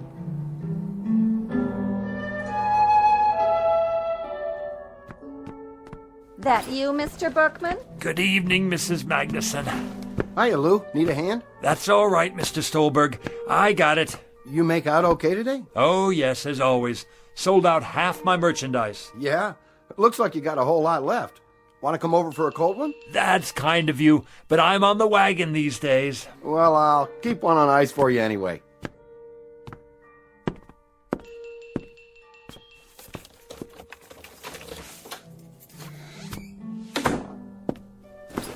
Hello, my beautiful wisterias, and how have all you been today?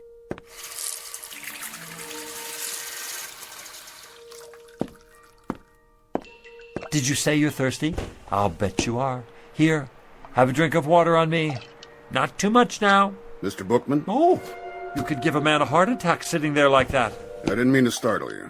Say, how did you get in my apartment? I let myself in. But you couldn't. I keep it locked. You are Louis J. Bookman, aren't you? That's right. Something I can show you? I don't think so. Something in, let me see, collar stays maybe, or neckties. You look like a man who needs a new tie. Something brighter than the one you're wearing. Mr. Bookman, I'm not here to buy anything. Then what in the world do you want? Let's get down to business, shall we? Yes, here it is. Louis J. Bookman, age 69, right? 70 in September. Well, I must say you don't look it. Nice of you to say so, young man. I try to keep busy. Occupation pitchman, correct? Are you a census taker? If you are, let me sit down. I hope this doesn't take too long. Not exactly. Born in New York City? That's right. Father Jacob Bookman, Mother Flora. Father's place of birth, Detroit, Michigan. Mother's place of birth, Syracuse, New York. My, you have it all down in that book of yours, don't you? We have to keep these things efficient. Now, today is the 19th of July, and your departure is at midnight tonight. My departure? Excuse me. Go right ahead. Hi, Maggie, darling. My doggies broke, Lou. Let me see. Oh, here's your trouble right here. See this little cogwheel? You push down on the key when you're rewinding it. Can you fix it? I can try. Yeah! Oh, Lou, you're so smart. You can do anything. Hear that, mister? Mm-hmm. I'd introduce you to, but I don't know your name. No need. I think I got it now, Lou. Thanks. You're very welcome. Oh, this gentleman has come here to ask me a lot of questions. You're not the police, are you? Hardly. Oh, kind of gave me a turn. Huh? I'm glad he's not the police. I've got my vendor's license here somewhere. I thought maybe I forgot to renew it or something. Who's the police, Lou? This gentleman here. What gentleman? That one in the other chair. Which chair? Mr. Bookman, she can't see me or hear me. Why not? Why not what, Lou? Why can't you see him or hear him? See who? It works great now, Lou. Thanks a lot. See you after supper, huh? Wait a minute. What about our manners? Aren't you going to say goodbye? Oh, yeah. Goodbye, Lou. Thanks. I mean to the gentleman. Oh, it's a game. I get it. The Invisible Man. Goodbye, Mr. Invisible Man. See you, Lou. I can see you, yet she can't. Only those who are to accompany me can see me. Understand my words, Mr. Bookman? Only those who are to accompany me. I'm still not sure Now then, don't you think you'd better start making your arrangements? Arrangements for what? For your departure. My departure where? You still don't get it. I just never understand you people. You get this idiotic notion that life goes on forever, and of course it doesn't. Everyone has to go sometime. Go? You don't mean... That's right. No, that's ridiculous. I don't have time. I'm a busy man, a very busy man. Let me make you a cup of tea before you go. No, thank you. Take a look around. You can see how busy I am. My flowers, for example. I have a green thumb. Whatever I touch, well, it grows, if I do say so myself. I won second prize last year at the YMHA Flower Show. See the plaque on the wall? Wisteria, open class. Oh, nice. Nice. Is that all you can say? Look at them, will you? You've never seen flowers like these. And what I further don't understand is how little you appreciate the nature of your departure. I thought we were finished with that subject. Think of the poor souls who go in violent accidents. These are the non-precognition victims. We're not permitted to forewarn them. You, on the other hand, Mr. Bookman, fall under the category of natural causes. Natural causes? What's natural about it? As opposed to accidents, car crashes, things like that. You know, I find you a devious sort of fellow. Very devious. Not to say dishonest. In what way? I can see it in your eyes. You don't want to look at me. To tell the truth, I'm not sure I like you very much. Why don't you just come out with it and say what's on your mind? Mr. Bookman, I have done everything but phone your own undertaker. How much clearer do you want it? If you still don't know who I am... Don't touch my flowers. If you need an illustration... I told you, don't touch them. I thought this might erase any doubts. You touched one and it wilted and died right there on the spot. Sorry. That was unavoidable. It actually turned black. Do you mean your death? Exactly, Mr. Bookman.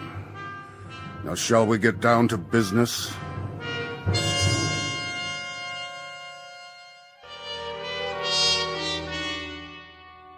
Time of departure is midnight tonight. I trust that will suit you. Did you say tonight? The preordination is for death during a nap. I presume this, too, will meet with your approval. What if it doesn't? You'll find this a relatively simple and painless and barely noticeable... Please, I don't want to go. They never do. But I can't go yet. For one thing, there's nothing wrong with me. I'm a healthy man. Outside of a cold last winter and an infected splinter, I don't think I've been sick a day in the past 20 years. Be that as it may. The departure time is set for midnight, and at precisely midnight it will be. Don't I have anything to say about that? Not as such. We are, however, required to consider appeals. What kind of appeals? There are 3 categories. So I need to fill out a form, right? Give me one and I'll start right in on it. No forms. We listen to what you have to say up to a point, but frankly... What are the categories again? Frankly, Mr. Bookman, I must tell you that I see very little here in the way of an extenuating circumstance. In any event, there are 3 major categories of appeals. One is hardship cases. What kind of hardship? Do you have a wife or family who might suffer your demise beyond a reasonable degree? No. No family. Second category is priority cases. Statesmen or scientists, primarily. Men on the verge of discoveries. I take it you're not working on any major scientific pursuit at the moment. No, I'm not. What about the third category? Well, Mr. Bookman, that would be unfinished business of a major nature. I don't know how major this would seem to anyone else. Go on. But I've never made a truly successful pitch. A sales pitch? Oh, surely you must have many times over if that's your profession. Yes, it's what I do, and I've managed to get by after a fashion. But I never hit it just right, you know? I'm not sure I... The man I learned from back in the Carney, he had it. He could sell igloos to the Eskimos. But what I'm talking is a big pitch. One where it finally all comes together and the words just flow off my tongue. Not just any words either. Something I believe in. Something so good that people won't have a choice. They'll have to listen. A pitch so big the sky will open up. A pitch for the angels. I guess that wouldn't mean much to you. But it would mean a great deal to me. It would mean that I could have one moment in my whole life when I was successful at something. Just one moment when the children would be able to be proud of me. The children? I've always had rather a fondness for children. That's in the record. Then you know how I feel. Not precisely, but... The problem here, Mr. Bookman, is that you'd require a delay until... Until I could make a pitch. The kind of pitch I told you about. One for the angels. That's right. I'm terribly sorry, Mr. Bookman. You see, these categories are fairly specific and... I see. And when reference is made to unfinished business of a major nature, well, the only interpretation to be made here is simply that... That my business isn't major enough. That's not quite the way we look at it. That I'm not, then. What other way is there to look at it? What I mean is that, unfortunately, Mr. Bookman, the ability to achieve success in a given professional venture is hardly of a significant... I get it. You don't have to spell it out. I'm small potatoes, and who cares what happens to a potato? They're nothing special. We try to approach each case on an individual basis. Only some are more individual than others. Oh, don't worry about it. I've heard the same thing all my life. We go out the way we came in. Since I never had that much to start with, that's how I'm supposed to leave. It's not your fault. You're just doing your job. Means a great deal to you, does it? You could say that. Uh-huh. It would be highly irregular. So's this whole thing, if you ask me. But under the circumstances, I believe we might... Yes? We might be able to grant you a one-time delay, Mr. Bookman. A conditional one, you understand. Until? What do you mean, until? Until you've made this pitch you're talking about. I can stay alive until then? That's the arrangement. I'll have to think of some way to write it up. You do that. As for me, I think it's a fine bargain. More than generous, frankly. It's been awfully nice talking to you, mister. I didn't get your name. About this pitch, Mr. Bookman. Yeah? When might we expect it? When? Soon. What does soon mean to you? That's hard to say. Gets into definitions, doesn't it? You have a dictionary with you? No, I didn't think so. But it's a pretty simple word when you get right down to it. Soon means in the near future, the very near future. Not right away, though. And after a while, it's all relative, isn't it? Soon compared to what? A week? A month? A whole life? Mr. Bookman. That's open to interpretation, you see. So my answer to you is, maybe not this year, maybe not next year either, but soon. Mr. Bookman, I have a very odd feeling that you're taking advantage of us. Do you? Do you really? That's a pity. Because I am. Mr. Bookman. I just won't make any pitches at all.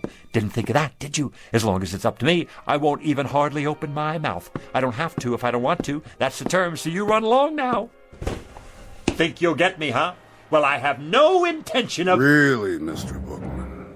How did you get back in here? I locked you out. This is much more serious than you imagine. I have to go now. I promised to meet the children. We have a kind of social club, you know. Ice cream and stories. Lots of stories. Right down there on the stoop. It's much more complex than you realize what you've just done, what you think you've done. See you sometime. I'll let you know when. Here we've gone out of our way to help you, and this is the way you repay us. Bye now. Mr. Bookman, it won't just end here, you understand. There'll be consequences. You'll see. FYI, that means for your information. You have made your bed, and you shall now sleep in it. You say I won't go until I make the pitch? Well, all right. You'll have to wait till I make the pitch. And young man, and this I can say to you without fear of contradiction, you have got a long wait. That may well be, Mr. Bookman. But since you won't come with me, we've been forced to select an alternative arrangement.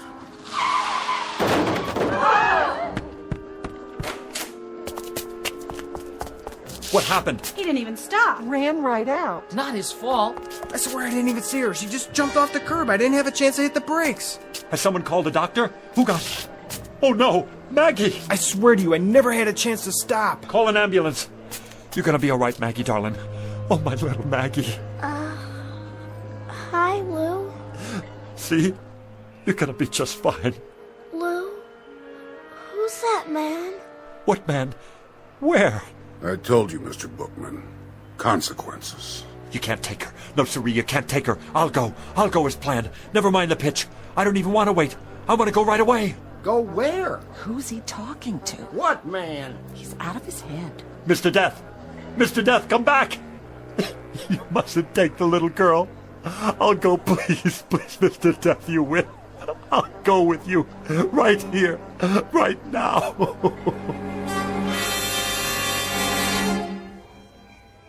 I wonder how she is. A little girl? Yeah, how is she? Poor Mrs. Polanski. Look, here comes the doctor.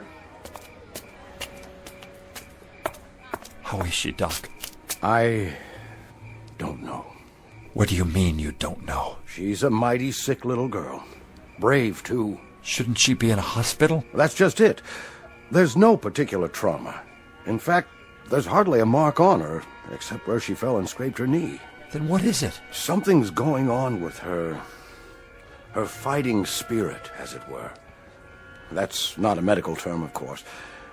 But I think we'll know in a few more hours. If she hasn't hit a crisis by then, I'll move her to a hospital bed. A few more hours? Around 12 o'clock. 12 midnight, you mean? I think by then we'll know. He won't get in. Who, Mr. Bookman? I'm gonna wait right here, so he can't get in.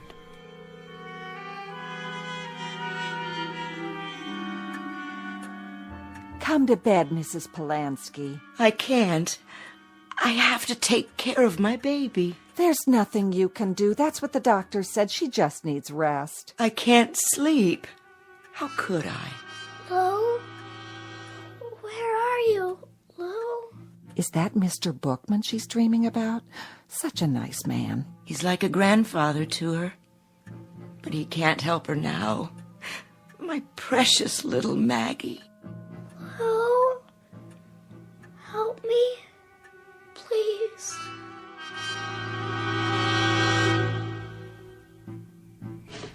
Come on in, Lou. It's late. I'm waiting for someone. No, you're not. You're worried about the kid.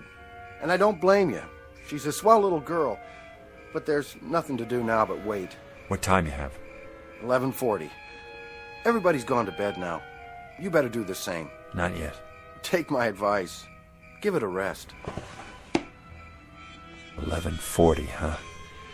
Better get set up.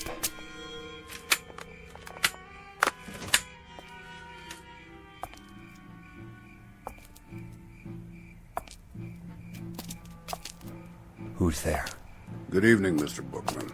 Thought I'd see you again. You got business inside? I most certainly do. It's 11:45. In 15 minutes it will be midnight, the time of my appointment.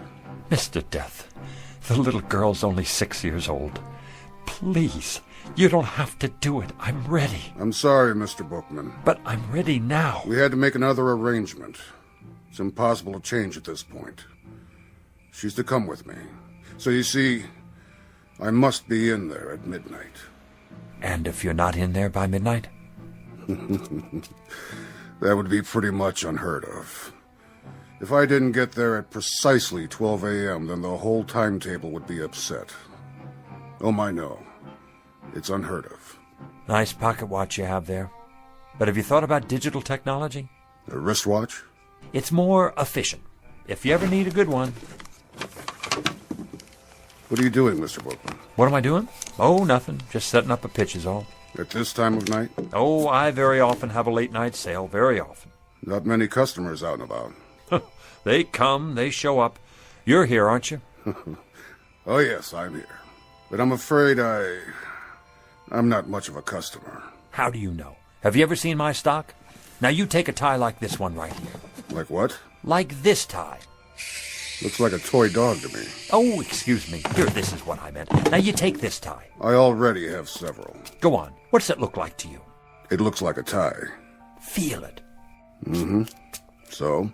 If you'll feast your eyes, my good man, on what is probably one of the most exciting inventions since atomic energy, a simulated silk so fabulous as to mystify even the ancient Chinese masters, not to mention the silkworms, a perfection of detail, an awesome attention to fit and finish, a piquant interweaving of gossamer softness, absolutely and positively the smoothest substance ever to embrace the human neck. If it's a synthetic, as you say... Come closer. I can't hear you. How did the manufacturer get it so soft? It's the thread, of course. The thread? I'll answer all your questions in just a moment, but first let me explain the applications of this magnificent invention.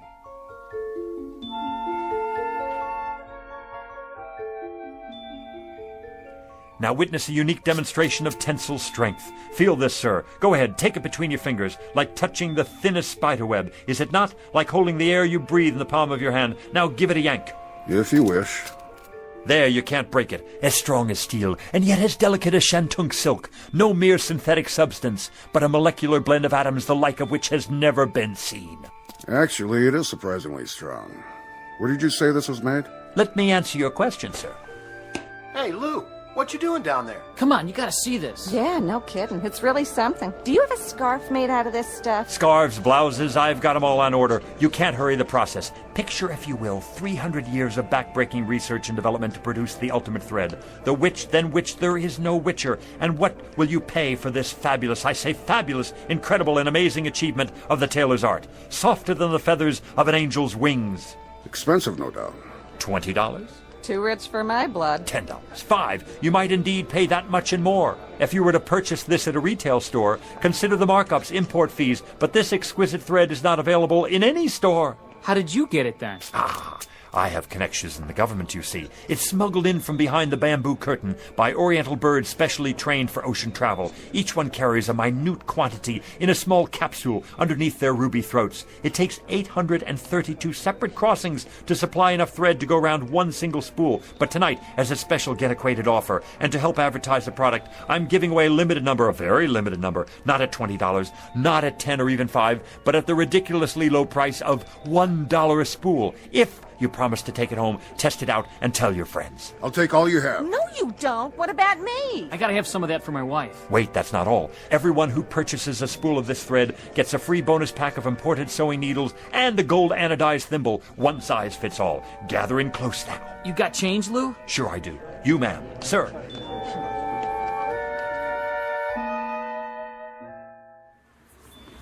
Yarn, simulated cashmere socks, the most marvelous plastic shoelaces that never wear out, a genuine static electricity filter, fits any car radio. I gotta go. No more cash. Me too, if I can carry all this stuff. Suntan oil, nose hair clippers, eczema powder, athlete's foot eradicator. I'm getting sleepy, Mr. Bookman. Good night, and thanks. Wait till I show my daughter what I got. How about you, sir? I have so many things now. I don't know how I'm going to bring it all back. One last item, especially for you, the pièce de résistance. An item never before offered in this or any other country. I can't imagine what else you could possibly show me. One live, guaranteed, genuine human manservant. How's that? For what I ask of you, sir, you receive a willing, capable, worldly, highly sophisticated, wonderfully loyal right-hand man to be used in any capacity you see fit. Say again? I don't... Louis J. Bookman at your service. The last model of his kind. He comes to you with an absolute guarantee. All parts interchangeable. A certificate of extended warranty. Eats little, sleeps little, rests only a fraction of the time.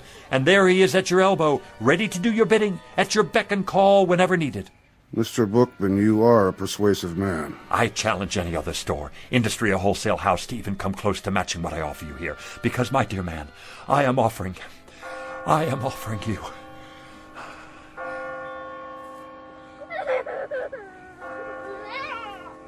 Midnight. It's midnight, and I've missed my appointment. Oh, thank you, Doctor. It's a miracle. Just give her the sedatives every 3 hours, Mrs. Polanski. All she needs now is rest. But she's going to be all right.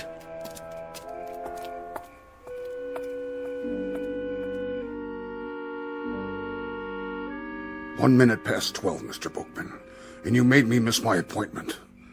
Thank God. A most persuasive pitch, Mr. Bookman. An excellent pitch. It had to be to make me lose track like that. The best I've ever done. The kind of pitch I've always wanted to make. A big one. So big the sky would open up. A pitch for the angels. That's right. A pitch for the angels. I guess it's my time now. As per our original arrangement. Well, I'm ready. After you, Mr. Bookman. What is it? You'll excuse me for a minute. I forgot something. My folding table. You never know who might need something up there. It is up there. Up there, Mr. Bookman. No need to worry about that. You made it.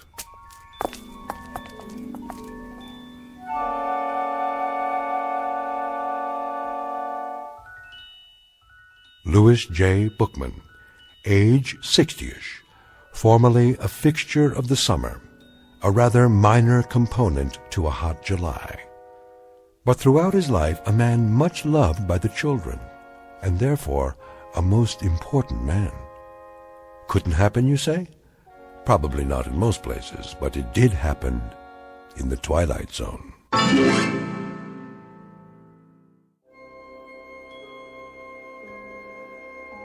Hi, this is Carl Amari, producer of the Twilight Zone radio dramas. I'd like to take a moment to tell you about our official website at twilightzoneradio.com, where you'll get the latest news and information on these Twilight Zone radio dramas. Plus, at twilightzoneradio.com, you can digitally download 3 free episodes or any of our episodes for only $1.95 each. In this age of ever-changing technology, we've decided to make these episodes instantly available to you by making the Twilight Zone radio dramas a digital download-only series. This means that this series will no longer be offered on CD. The CD collections at our website are now being offered while supplies last at buy one, get one free. So be sure to get your favorites before they're sold out. Be sure to visit us often, and I'll see you in the zone.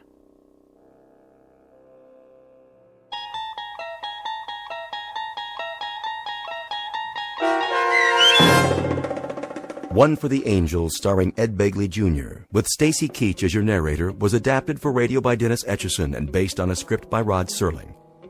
Heard in the cast were Rich Kominick, Lauren Patton, Linda Ryder, Richard Hensel, Doug James, Adam Tangway, Martin Hughes, Meg Thalken, Roger Wolski, Carl Amari, and Irene Olsen. To learn more about the Twilight Zone radio dramas and to obtain audio cassettes and CDs of these programs, visit our website at twilightzoneradio.com. This copyrighted radio series is produced and directed by Carl Amari and Roger Wolski for Falcon Picture Group. Doug James speaking.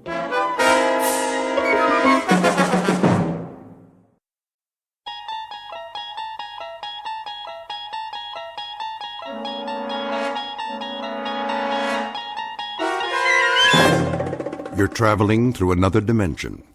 A dimension not only of sight and sound, but of mind. A journey into a wondrous land whose boundaries are those of imagination. Your next stop, the Twilight Zone.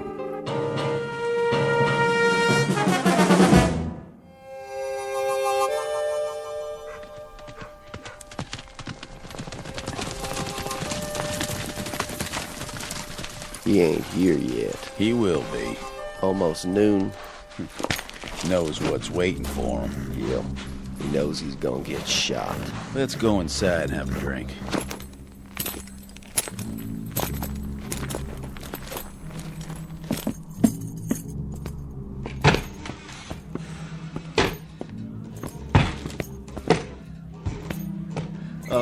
Hi there, fellas. No talk. Just pour. Sure. What'll it be? Rod Gut whiskey. You're coming right on. You seen McGrew? Marshall McGrew? That's the one. You friends of his? We got a meeting with him. You do? When? Well, let's see. Right about now.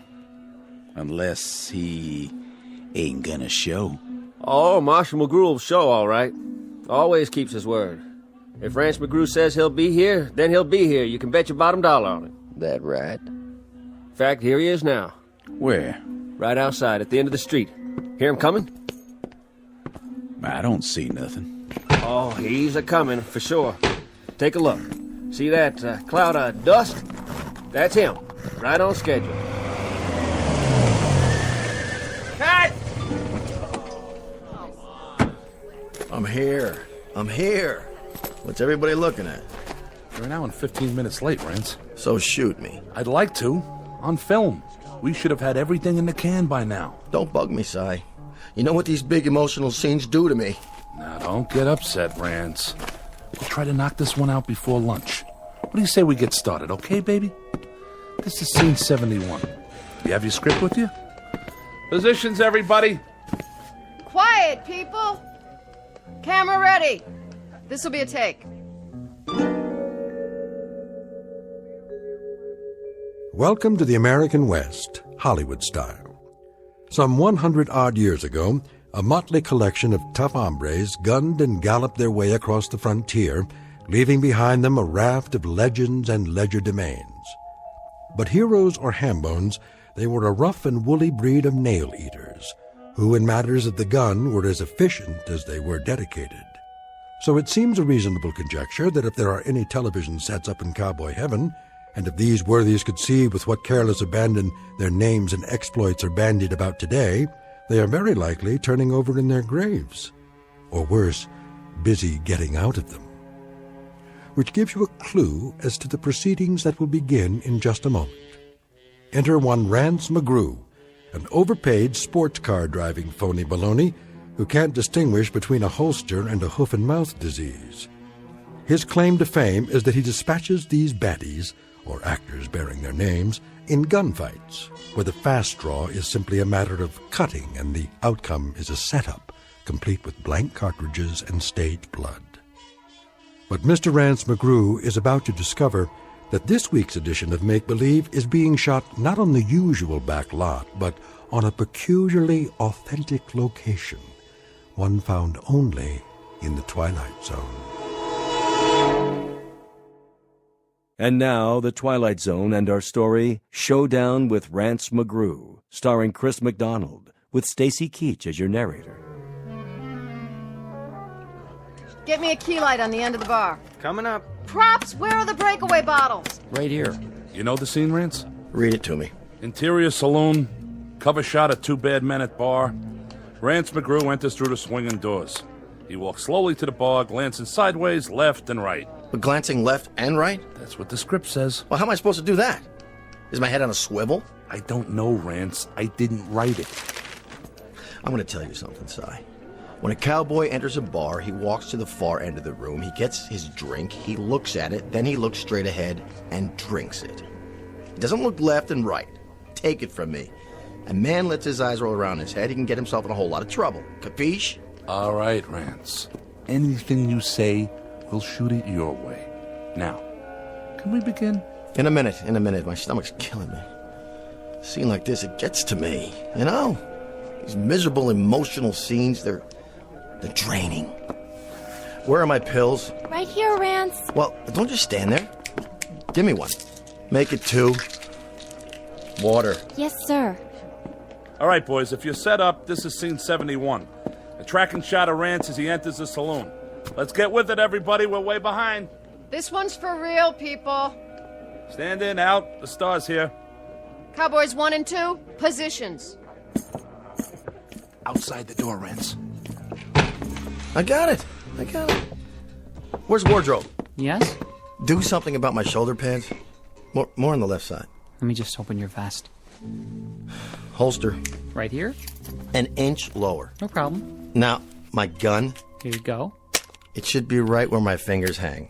A real gunfighter had to get his gun out fast. Did you know I took lessons from the national fast draw champion? Did you? Oh, you don't believe me? Ready when you are, Rance. Watch this. You hook it with your fingertips, like so. You bring it up in an arc. Careful, sir.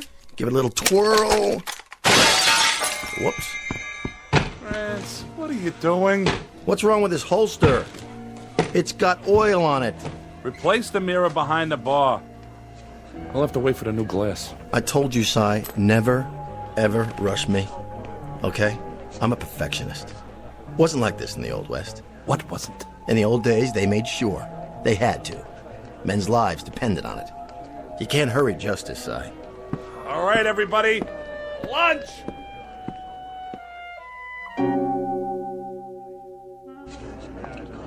Ready? Ready. Rolling. Rolling. Roll sound. Roll sound.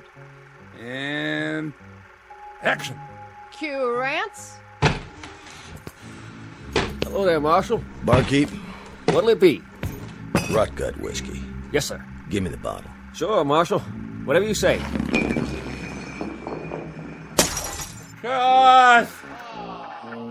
No, don't look at me. It wasn't my fault. Look at here.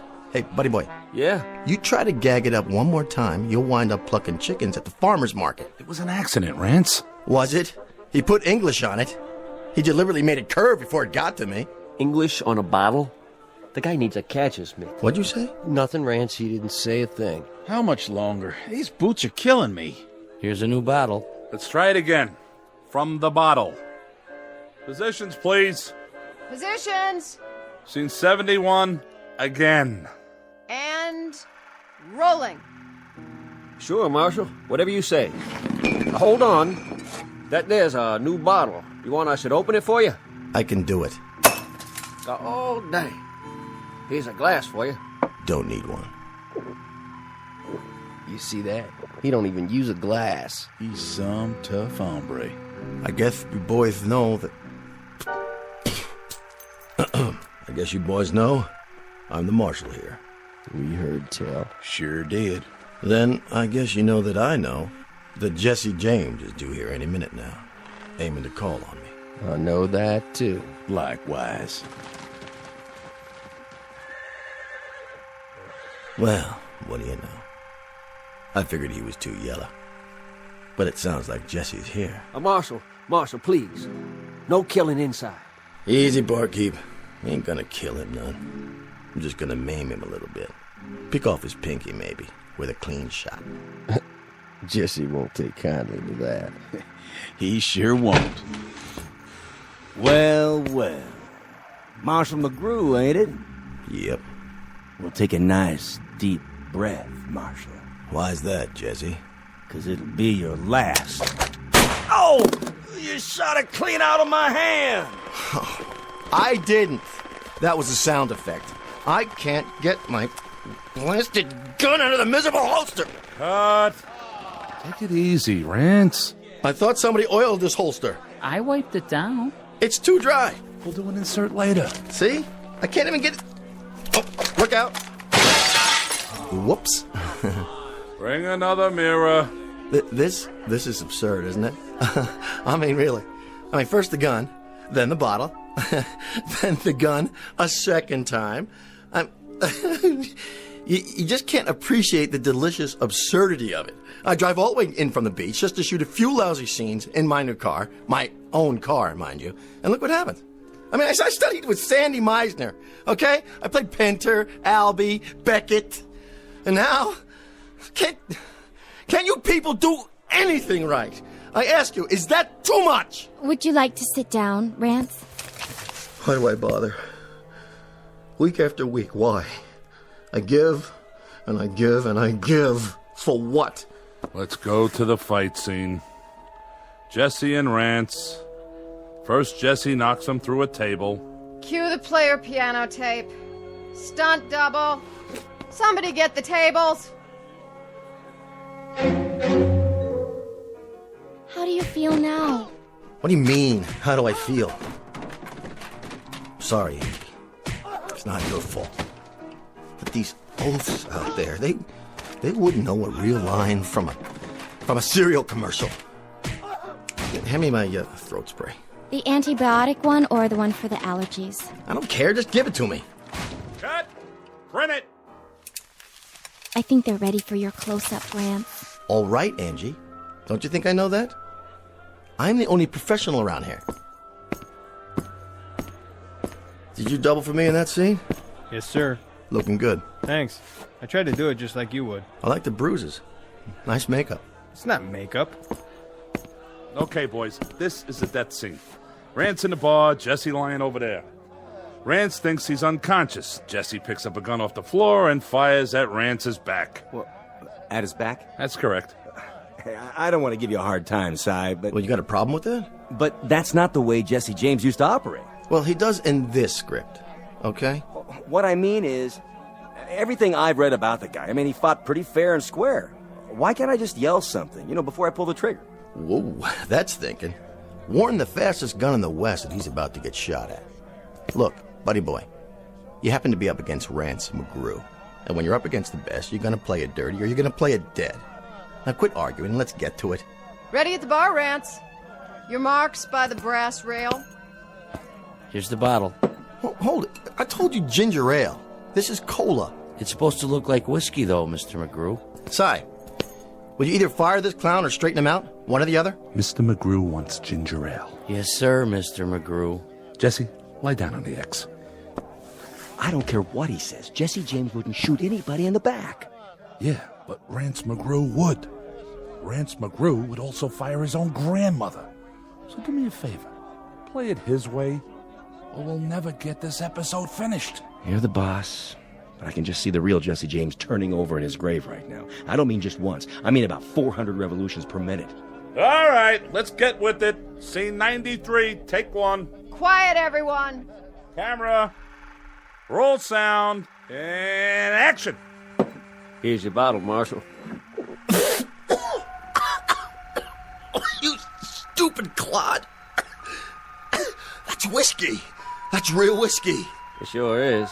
The best we got. Something wrong, Marshal? Well, there sure is. Wait a minute. Where's the camera? And the lights? Where are the lights? You there. Answer me. You talking to me? I think he's talking to you. Well, now, speak up, Marshal. I didn't hear you. You say something or not? You know exactly what I said. Don't play dumb. Will somebody please tell me what happened to the microphone and the wall? Where did this other wall come from? Where's the back of the set? Marshal, Jess is gunning for you. It's coming right now. Hey, Cement Head, he was already here in scene 73, okay? Boy, wait, my agent hears about this one. Let me out of here. This has degenerated into some third-rate, low-budget B picture. Can't say I didn't warn you. Wait. Who's this supposed to be? They call me Jesse. Jesse James. No, you're not. You're a different actor. What are you, a last-minute replacement? And where'd you get those clothes? Good lordy property. This man stinks to... I'm the real Jesse James. Not that side of pork that's been play-acting me. What do you think you're doing? Take your hands off... Sit down and put a cork in it. I'll ask the questions around here. Bartender. Yes, Mr. James. Bring me a bottle of rye. And wind up that player piano in the corner. I like a little music with my drinking. Yes, sir. Right away, sir. Turn the volume down. Cut! Shouldn't we cut? Cut already! Will somebody please tell me what is going on?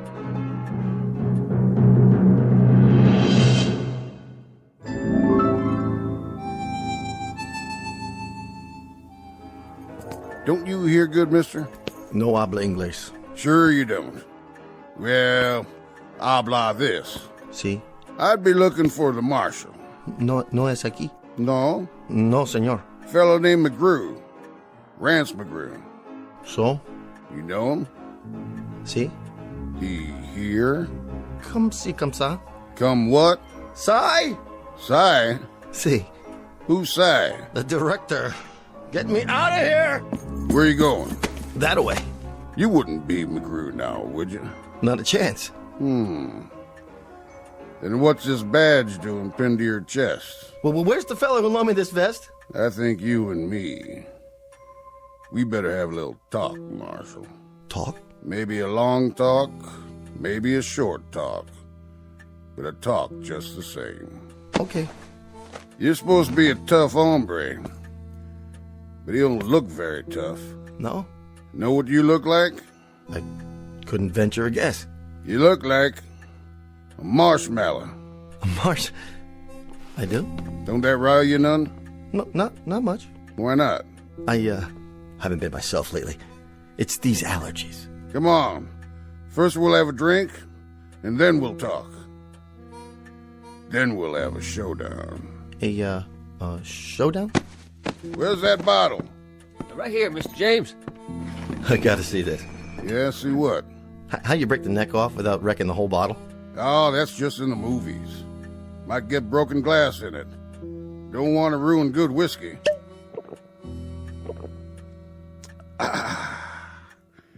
Here, your turn. No, thank you. No? Just a ginger ale, please. Marshmallow. Well, see, I'm on the wagon. It's to my contract. Have a smoke. I gave that up too. I'll roll one for you. Can't. Union rules. Rules, huh? Yeah, it's the law now. Show you what I think of the law. Of course, you know how to do this, don't you? Roll your own, I mean. Actually, I never could get it right. You know, that string on the little pouch, it always gets caught in my teeth.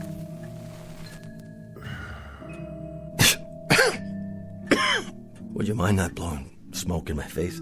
That rile you, does it? Not really. It's just that it's not good for my voice. Nothing riles you. You're just about the most even-tempered dude I ever did meet. However, I ain't got no more time to be sociable, Marshal. I'd say it's past time we came to a meeting of the minds. Duck and cover, boys! What's everybody hiding for? Think about it, Marshal. Why do you suppose? 'Cause the place is closing? That must be it. Yeah. Curfew time, huh?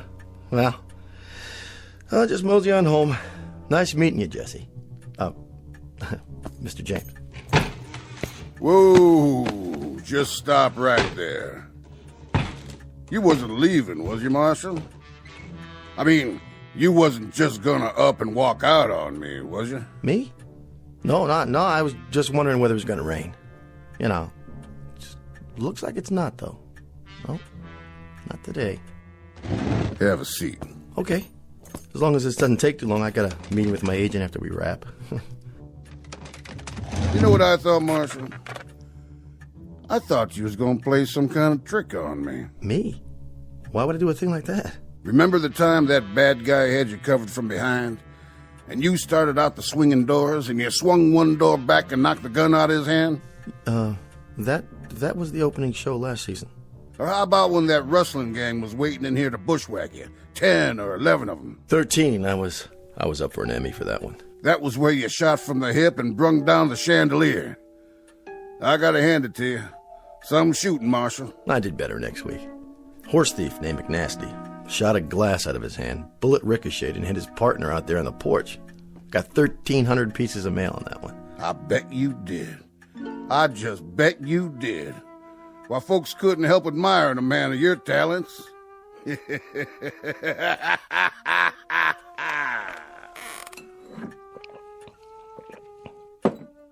of it is, Marshal.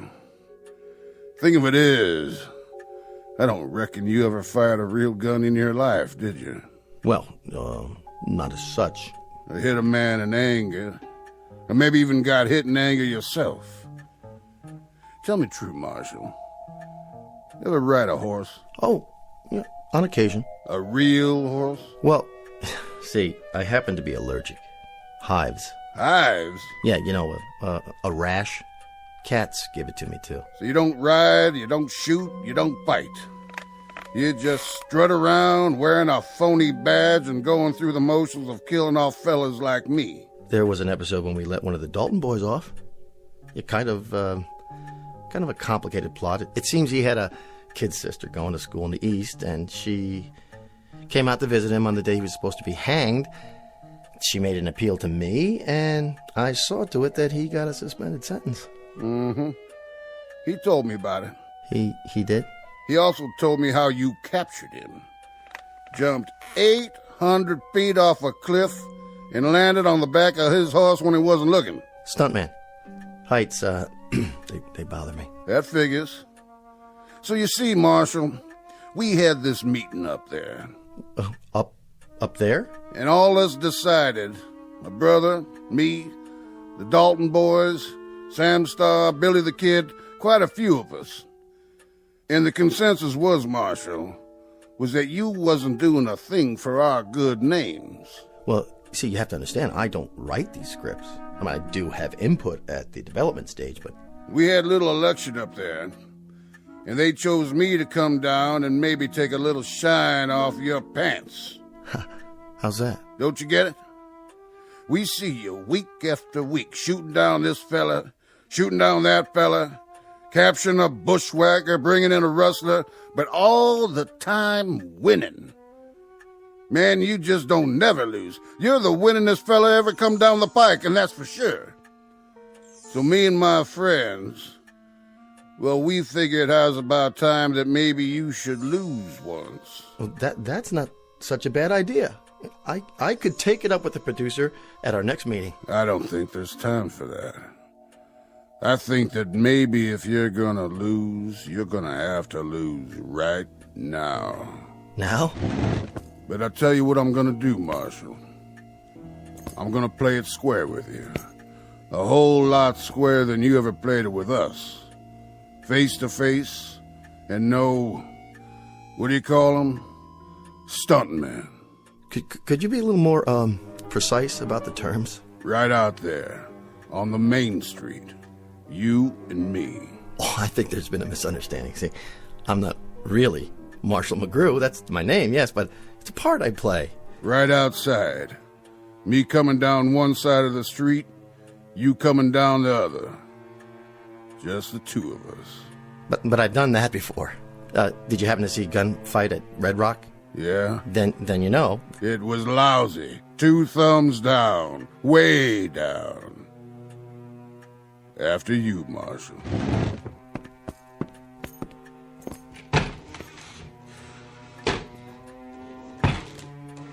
You can come out now, boys. Looks like they ain't gonna shoot up the place after all. Drinks on the house.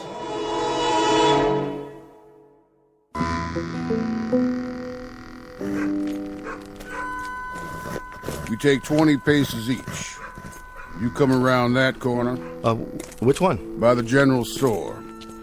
I'll come around that one over there. Then what? I'll let you make the first move. Nothing could be fairer than that, could it, Marshal? Fair? Oh my. No, indeed. Nothing at all. That I can think of, unless... What? Could we make it tomorrow afternoon? Your girl can call my girl and... This afternoon. Now. You mean now? As in right now? Or in the general sense, as opposed to the past, let's say, or the future, or... Too much, John. Let's go. Stuntman? Oh, Stuntman. 14, 15, 16... Better check all my bullets. But they're blanks. All blanks. What am I supposed to do? Ready, Marshal? I'm coming for you. All right, here goes nothing. Talk about method acting. Go ahead, Marshal. Make your move. This is ridiculous. I'm gonna count to 3. Why not 5? Or 10? 1. It never happens this way. Makeup! I got sweat in my eyes. 2. I didn't even want to be in this series. I wouldn't have signed up for it at all if it hadn't been for the residuals. God, and the fact that they let me use my own name in the title. Rance McGrew, Frontier Marshal. Had a nice ring to it, I thought. 3. Slap leather. Props! Would you fix this holster? Reach for the sky. Okay. There's my gun, see? You win. Just like I figured. This guy couldn't outdraw a crayon. Jesse, give me a break. Will you give me a break, Jesse? I'm too young to die. Think of all the guest spots I could do after the series. Not to mention the syndicated reruns. You say you got nominated for an Emmy? Twice! Man, you can't act any better than you can draw. What about it? I'll do anything. I mean it. You name it. I'll do it. I'll do it. Just give me a break this one time. Anything? Anything. Say it. Marshal, you know something? You and me, maybe we ain't such a long ways off from a bargain after all. What is it you want? Well, sir, I ain't exactly sure what it is I want, but I'll think about it some. You will? You mean you're not gonna shoot me down like a dog? Like a cur? Like an empty beer bottle? Like an old tin can set on the fence post of life? On a lonesome road somewhere, a road less traveled, you might say? Nope. But I'll tell you what I will do, if you stop talking like a schoolmarm. What's that? I'll see to it that you play it mighty careful from now on. Done? You gotta play it straight. No more of this Hollywood junk. You got it. We may be stiffs up there, but we're awful sensitive. We'll be watching you, Marshal. Jesse? Jesse? Where'd you go? Where do I send the deal memo? Here you go. What? It isn't whiskey this time, Mr. McGrew. It's ginger ale like you ordered. Okay, people, this is a take. Quiet, please. Where'd all these people come from? And the lights, the camera. You all right, Rance? Yeah. Yeah, I'm all right, but where'd you all go? Where do we go? Rance, you're such a kidder. We didn't go anywhere. Are you sure you're all right? You look a little pale. Yeah, I'm fine. Make up. Touch up Mr. McGrew, please, so we can get the shot. The shot? Jesse's on the floor. What's he doing there? You knocked him down, remember? Or rather, your stunt double did. Chair and a table. How much longer? This floor's really uncomfortable. Just a few more seconds. But that's not Jesse. Not the real Jesse. Rance, please. After this one, we'll call it a day. Now, you think he's unconscious, but he tries to get you in the back. Before he can shoot, you fall to the floor, roll, turn over with your gun in your hand, fire, and let him have it while you're still on your belly. Got it? That's what was in the script. Of course it is. Now, do you think you can do that? Somebody wants to talk to you, Mr. McGrew. Can it wait? Tell him Rance is about to shoot a scene. He says he's Rance's new agent. My agent? My agent hasn't come to see me in years. Driving a big convertible with cowhide seats, steer horns on the hood. Like he's some kind of Texas rancher or something. A new agent, Rance? Look, I don't know what your chain of command is nowadays, but go out there and talk to him if you have to. Find out what it is he wants, and what it is you want, and what it is so we can shoot. Sure thing, Si. I'll do that.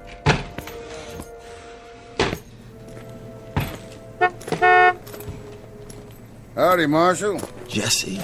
Deal's a deal. You said anything. I like the red blazer. Houndstooth, isn't it? That what they call it? You don't know about the yellow slacks, though, and the beret.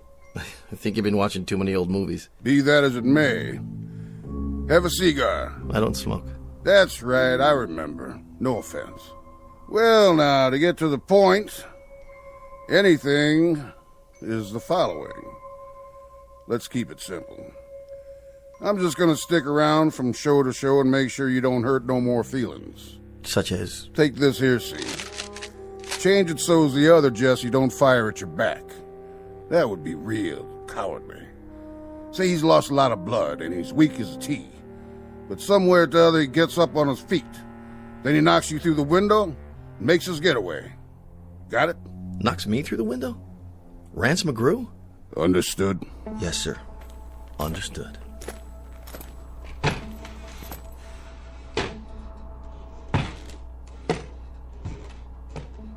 What? Are you out of your mind? No stunt double? Jesse does what? Scene 93, take 2. Places.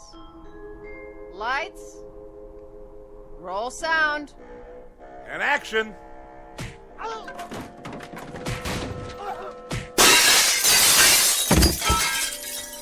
Cut! That was a good one. Yeah. Glad you liked it. Now I was reading next week's episode, Marshal.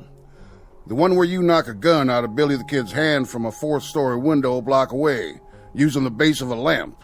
Well, the network wants to keep the gunplay down. Too much violence. No good? Piece of crap. The way I see it, Billy hears you, whirls around, shoots from the hip, and knocks the lamp out of your hand. How's that sound? Fine. Fine. Now, looking ahead 2 weeks, I think we ought to give Sam Starr a break. He's a nice fella. Awful good to his mother.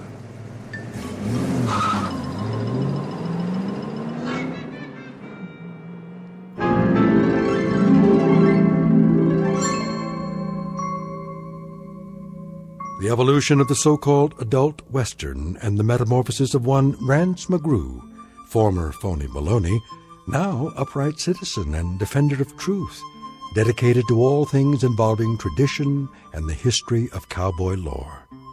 It's the way the cookie crumbles and the 6-gun shoots in the Twilight Zone.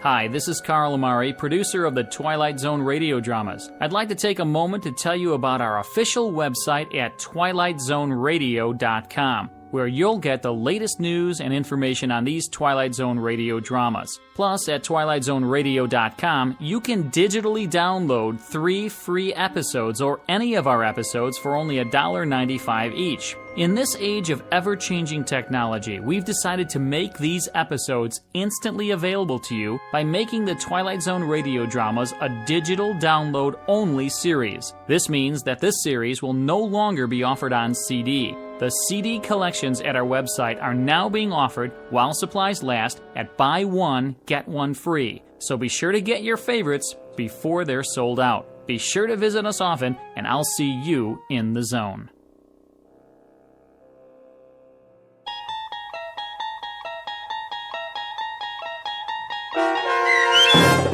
Showdown with Rance McGrew, starring Chris McDonald with Stacy Keach as your narrator, was adapted for radio by Dennis Etchison and written for The Twilight Zone by Rod Serling. Heard in the cast were Mike Starr, Fernette Lebo, Doug James, Kurt Nabig, Rich Komanek, Sean Cross, Steve Key, Jeff Lupetin, Carl Amari, Roger Wolski, and Vince Amari. To learn more about the Twilight Zone radio dramas and to obtain audio cassettes and CDs of these programs, visit our website at twilightzoneradio.com. The producers of The Twilight Zone wish to thank CBS Enterprises, Carol Serling, Dennis Etchison, Dick Brescia Associates, Claire Simon Casting, Terry Jennings, XM Satellite Radio, Sirius Satellite Radio, our sponsors, and our radio affiliates for helping make this series possible.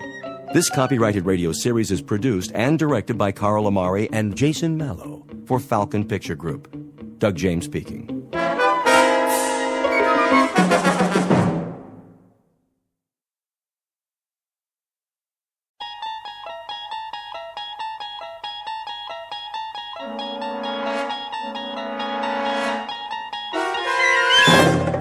You're traveling through another dimension. A dimension not only of sight and sound, but of mind.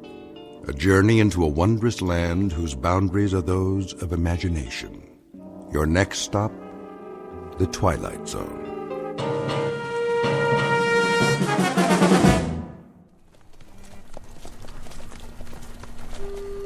Have them water the horses first. Some of them need shoeing. Well, there's a blacksmith shop. But no blacksmith, or anybody else for that matter. Looks like they all just cut and run. It's Johnny Reb for you.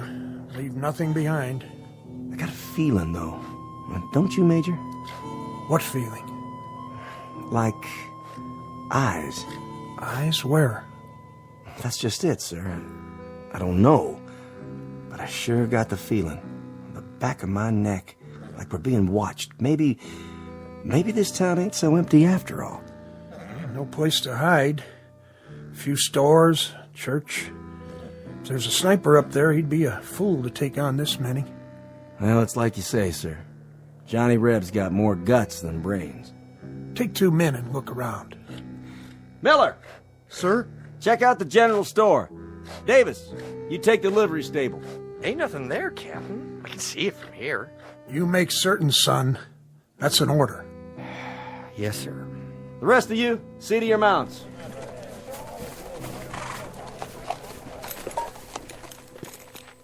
Well, I'll be. Will you look at that? What is it? Captain, I think you better see this. Hold your fire! What do you see? Miller? Miller? Davis? What happened to them? I don't know, Major. They went around that storefront at the end. What the...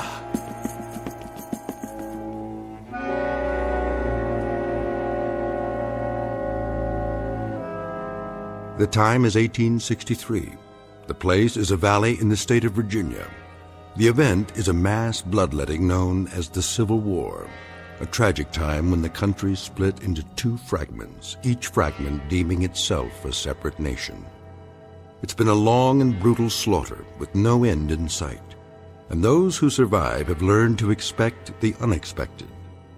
But in just a moment, the captain and the major and their entire company will make contact with an enemy they cannot defeat, in an outpost not found on any military map, an outpost found only in the Twilight Zone. And now, The Twilight Zone and our story, Still Valley, starring Adam West, with Stacy Keach as your narrator.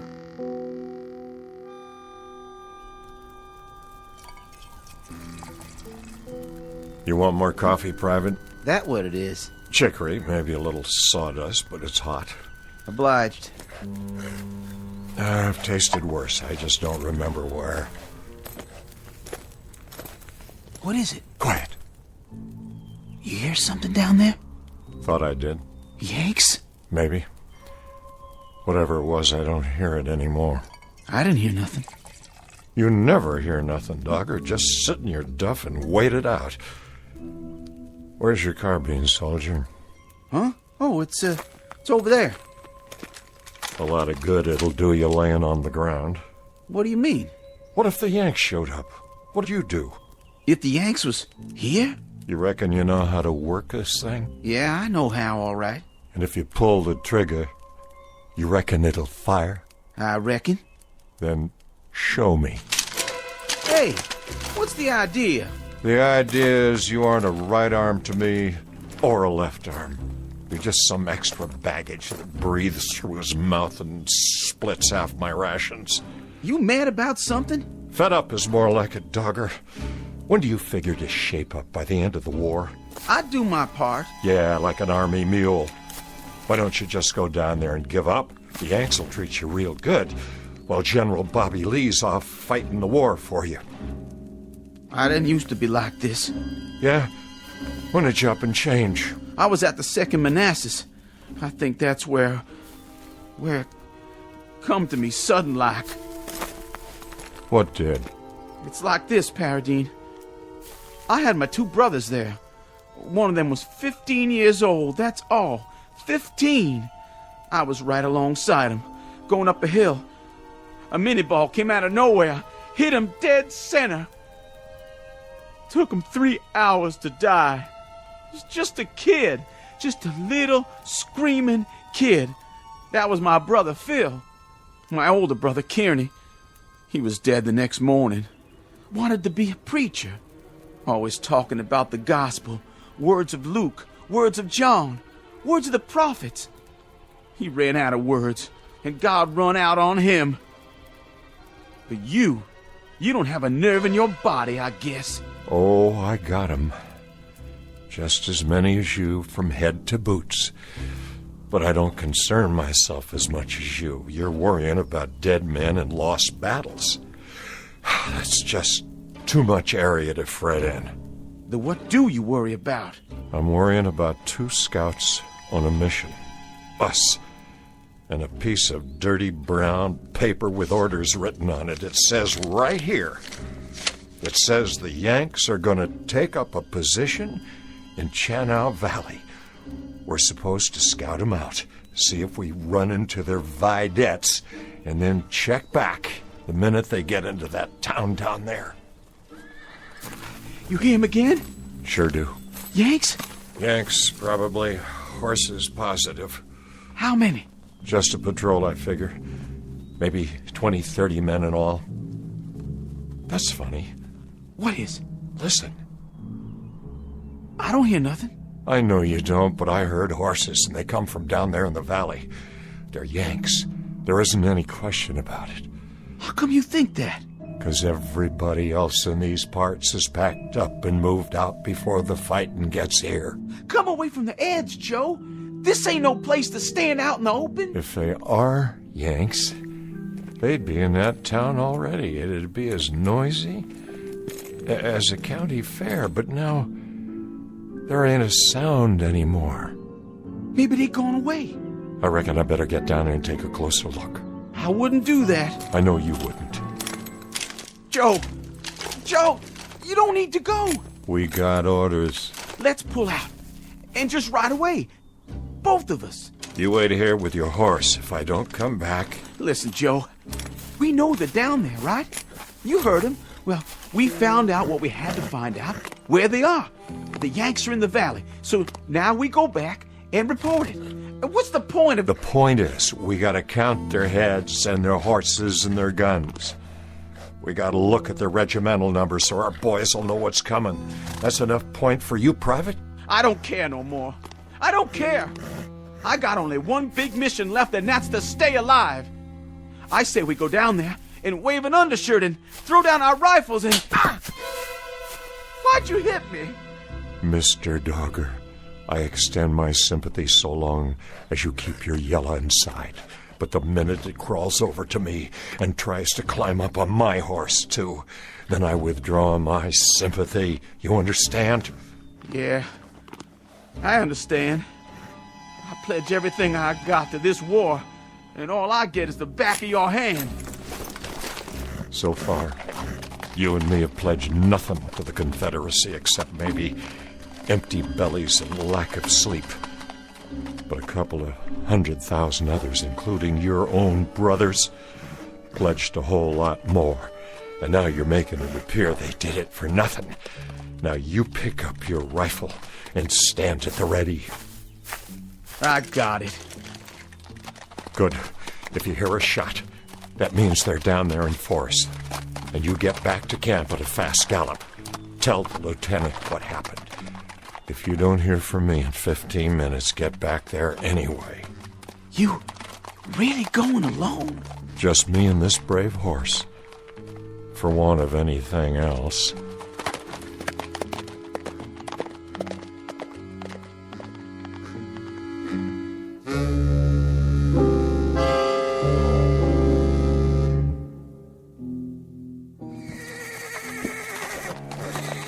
Easy, horse, easy.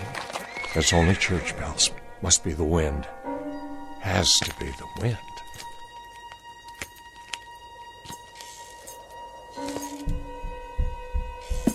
Who's there? Come on out with your hands up. If you're in there, why don't you show yourself? You a yellow yank, that it? I got you. Drop you. Where'd you go?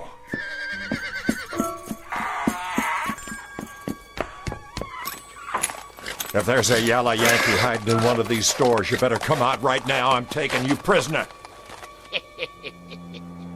Put your hands in the air, or I'm coming in. I'll blow you to kingdom come, I swear. Ain't no Yankees, just me. You come close to dying, old man. Did I now? You better start talking fast. What would you like to hear? Some answers. Tell me who you are and what you're doing here. I was about to ask you the same question, son. When I first seen you come up the street, I thought you was a Yank. You don't know how close you come to dying. What were you going to use, Grandpa? You're not carrying a gun. Don't need a gun. Been doing just fine without one. What you got a hold of there? What's it look like? You've seen a book before, haven't you? That Bible's pretty heavy to throw, all right. I reckon you could knock out the whole Union Army with it. No, this ain't no Bible. And I wasn't aiming to throw it. Just use it, like I used it on them. On who? The Yanks. I took 'em all out, every last one. Leastways, every one that rode in here. Sure you did, Grandpa? Oh, I done it all right. What'd you do, read to 'em? Not to 'em, at 'em. And they turned tail, just like that? Nope. It was the town folk packed up and left. Then what happened to the Yankees? They're still here. I suppose you got 'em all hogtied, hmm? Come on, I'll show you. Over behind the blacksmiths. I don't need to play your games. Just tell me where to water my horse. What about grub? Ain't you hungry? Of course I am, but this town's been picked clean by bluecoats. You're wrong about that, too, son. There's plenty of food. Sure there is. You think I'm lying? Feast your eyes on this. Well, that's a Union Army supply wagon. What'd I tell you? Still full of crates, most of them not even opened yet. Guns, ammo, clothes, rations. Take your pick, Johnny Reb. I don't believe it. This here is real salt pork. First meat I've had in 2 weeks. Eat your fill. Wait a minute. You saying the Yanks rode out and left all this behind? That does make sense. Like I told you, Johnny, they didn't ride out. They're still here. Where are they, old man? Talk or by God, I'll... Turn around. What? Meet the Major. What is that? A statue? Well, now, you ever see a statue sitting on a real horse? But they're not moving. No, sir, they're sure not. And neither's the rest of them. The rest? Of the company. Are they dead? Sure. Standing up, big as life. All 19 or 20 of them. And they're sleeping. Sleeping on their feet. That one over there, he was cleaning his rifle. And that one, well, he took his boot off, and he's still standing on one foot. And this one, he was just drinking out his canteen, and he done fell asleep with his eyes wide open. Plague, then. Something in the water. The water's fine, nice and sweet. Some kind of sickness, but that could take hours. And it wouldn't get them all at the same time. I told you. I put him to sleep. There must be some natural explanation. Natural? Now don't that take all? What happened to them Yanks ain't natural. This is what done it. This here book and what's in it.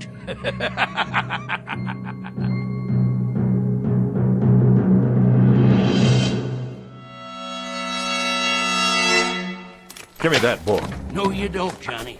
This here is still my book. For now. Hey, Yank. Wake up. I'm the only one can do that.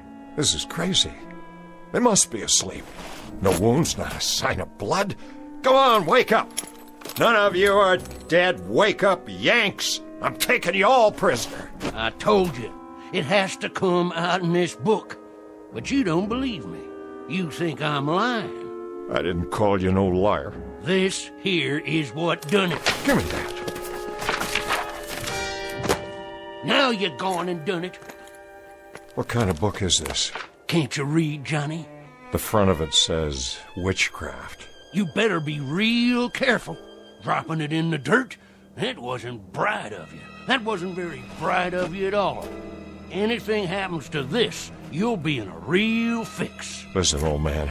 I expect you're harmless, but I got no time to fiddle with black magic or any other old men's games. Games?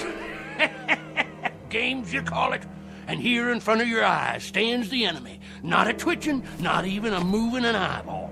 Now look, old-timer, I flat out don't understand this. I don't understand it at all, but there's a war on. I got no time to just stand here jawing. I'll take my book back if you don't mind. Here. Good riddance. All ye horsemen and ye footmen conjured here at this time, I command you to be still.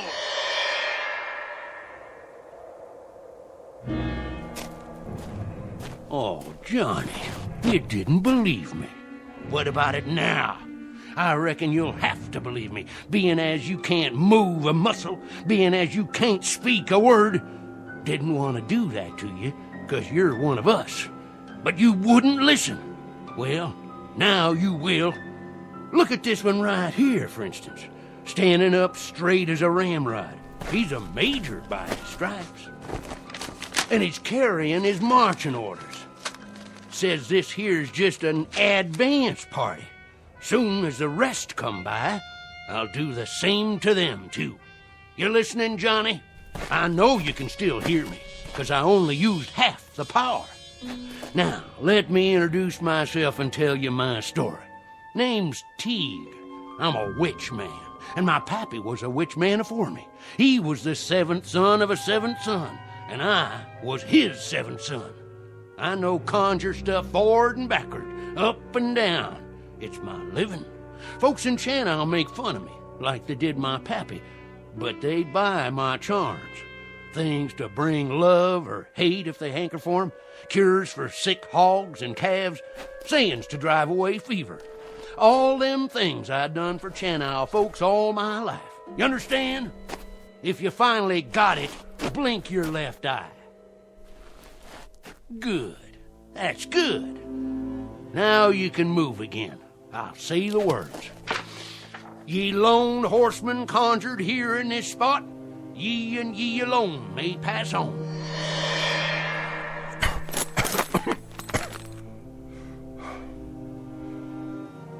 Mesmerism, that's what it is.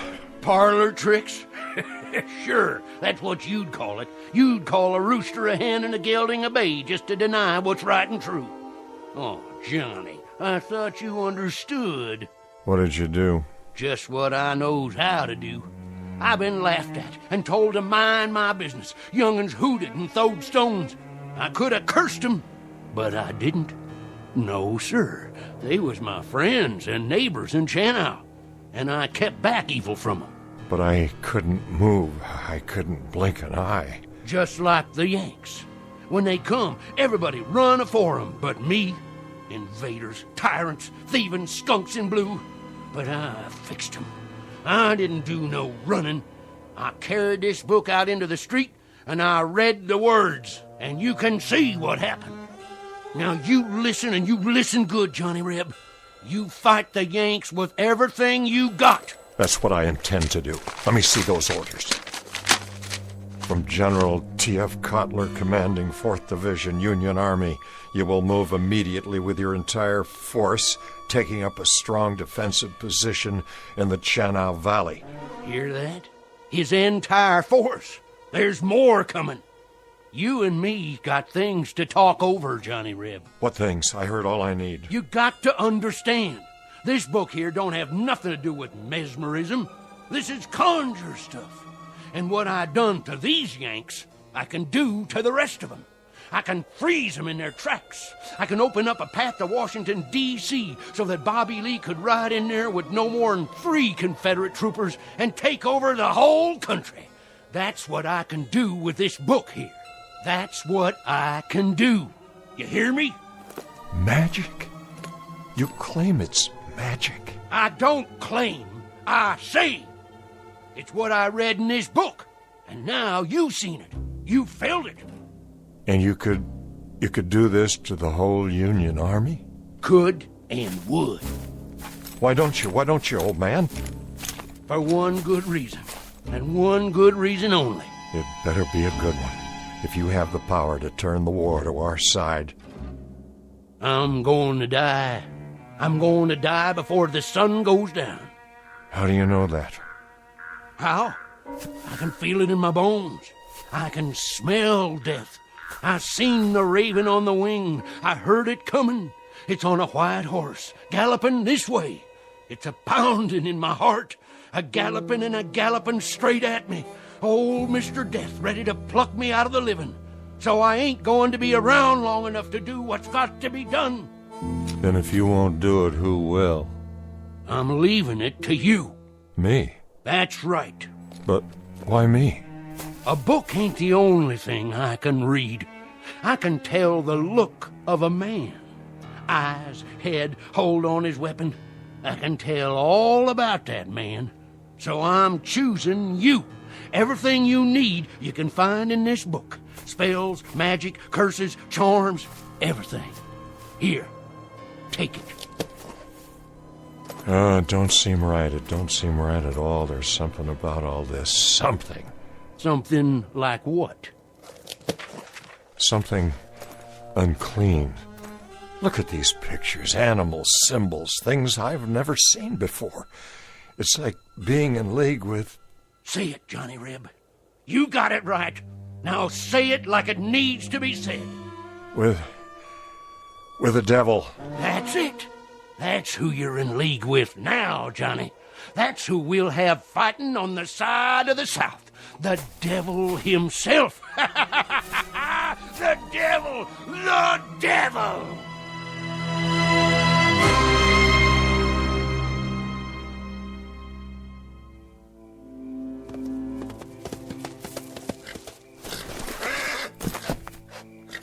Halt! Easy. Who goes there? Dogger, troop scout. Advance and be recognized. I'm advancing. Now put that rifle down. I got a message for the lieutenant.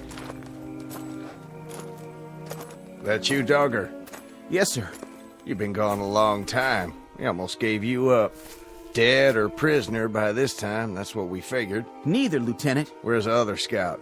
I don't rightly know, sir. What do you mean by that? Well, if I did know, I'd sure tell you. Talk sense, man. Well, sir, it's like this. Paradine, he rode off to the valley a while ago. Said if he didn't come back, to tell you as fast as I can. And he didn't come back? No, sir. He sure didn't. I've been riding like the wind. So the Yanks are here. Can't say that, sir.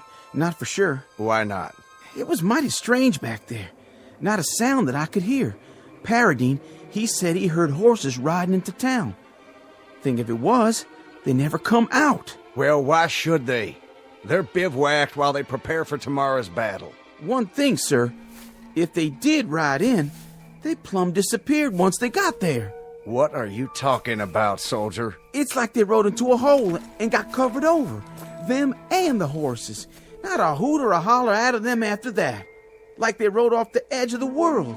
Or into a hole like a great big grave. What happened to Trooper Paradine? Well, sir, I reckon by now he's buried somewhere down there in that lonesome valley. With the rest of them. Buried. And never coming back.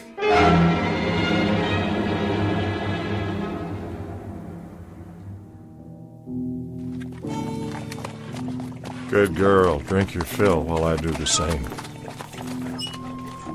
Johnny, where'd you go? Filling up my canteen, old man. Sorry, Johnny. Must have dozed off. That's okay. Stay lying down. You don't look so good. Almost sundown. Not much time. Oh, now there's plenty daylight left. Drink the water? Thank you kindly. I told you, I only got till sundown. After that, it's all up to you. That ain't gonna happen. You're feeling stronger, I can tell. Oh, no. Just a few more minutes. That's all you gotta wait. Just a few more minutes. What are you telling me? Read it. Read it. You hear me? I said stay down. Johnny Reb, you hear me? You got to read from it out loud. Here. Right here. It takes your blood on the first page. Oh, come on. That settles the pact. That makes the contract. Your blood mixed with mine on the front page. You need food is what you need. That's the only thing wrong with you. How about some salt pork? Hey, Johnny Reb. Stars and bars. Here, I'll cut you off some. Hoist 'em high. Would you open your mouth and eat? Stars and bars. Stars and bars. Oh, man. Don't you do me like that. Oh, dang saber. Now I've gone and cut myself. The blood. It dripped right there in the book, just like you said, old man. Hey, old fella, talk to me. What do I do now?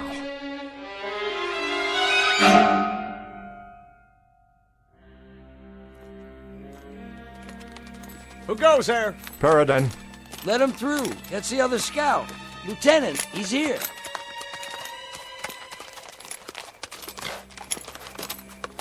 That's you, Paradine? Yes, sir. You see, Dogger, he didn't ride off the edge of the world after all. Joe, is that you? It's me, all right. I'm sure glad to see you, Joe. I rode back here just like you said. You did good. So the prodigal returns. Some people around here figured you must be dead by now, or a prisoner. Neither one, Lieutenant. No time for either, it appears. Sir? That book in your hand. Man's got to do his reading, doesn't he? It wasn't like that. Well, let's hear it, man. What did you see? More'n you'd believe. I'll be the judge of that. Go ahead. I'll try. Where are their advance people? In the town.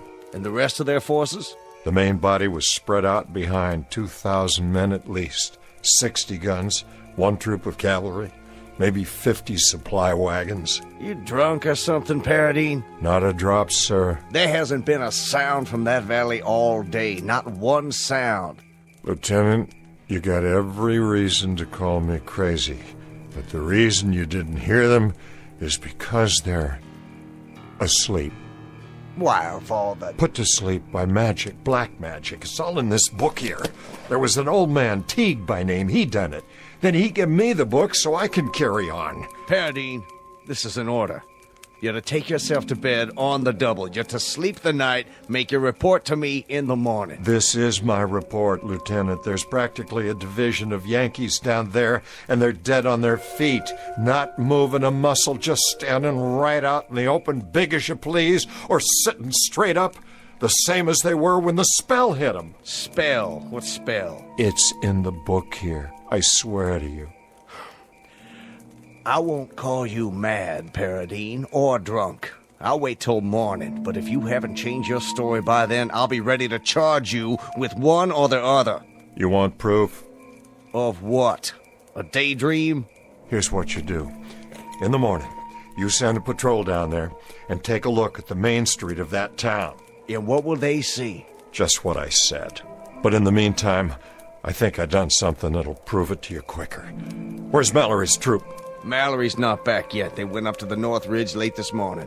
There was Yanks camped up there. Company's strength at least, wasn't there? That's about what we figured, but what's that got to do with it? It's got everything to do with what I said. This book. On the way back here, I read from one of the pages out loud like the old man told me.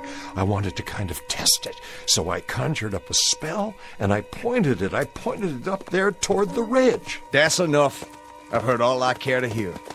Who's that? Sounds like the troops are back. Who's there? Mallory, where's the lieutenant? Now you'll know I've been telling the truth. Sir, reporting in. Glad to see you, Mallory. Warm yourself by the fire, then maybe you can clear something up for us. Paradine here says... I just saw something I can't explain. No more than any of my men can explain it. And they saw it too. We walked up to that ridge in a skirmish line, scared out of our boots 'cause it was so unearthly quiet. We figured the Yanks were waiting for us just beyond the parapet. They were waiting all right, but not for us. Standing straight and tall, guns to port, and frozen like statues. You mean they were dead? Not dead. Not dead and not alive. Just frozen stock still like rocks. You could see them in the moonlight, not moving. They could have been markers in a graveyard made out of granite. I swear I don't know what could do a thing like that, and I hope to God I'll never find out. Lieutenant, this is what done it. What's that? A book, but not just any book. Paradine, are you trying to tell me... You heard what he said. If that's true, if it's all true, then this is the devil's work. What's this all about? Is somebody gonna tell me? An old man gave me this book. A witch man. You're right, Lieutenant. It is the devil's work. I know that too. But maybe it's time we called muster on the devil. Maybe that's all that's left to us. We ain't got enough guns. We ain't got enough food. We ain't got enough anything. We're losing, Lieutenant. The Confederacy is cracking up into pieces in front of our eyes. It's bleeding to death every day. There isn't enough blood left in our veins to change things. And the ground won't hold anymore when that runs out. I don't know much about church things. And I don't know anything about Satan. All I know is that we had a cause. And it's dying right in front of us. Then, Paradine, please open the book and read what's got to be read. Say it loud and make it good for every Yank army in the field. Freeze them or put them in the ground, but make it good. I'll give it a try. Satan, I call upon ye in all your power and glory. I call ye in the darkest hour of my need. And in so doing, I do heartily revoke the name of... Go ahead, Joe. Finish it. I don't know if I can. You can do it.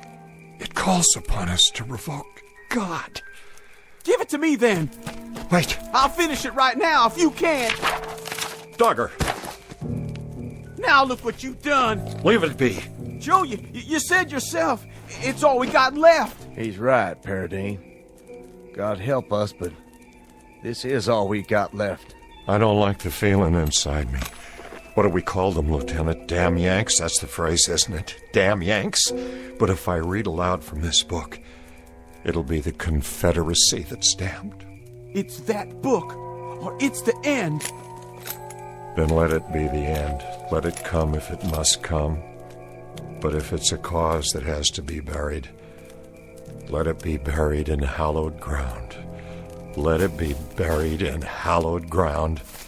And let this be consumed by fire.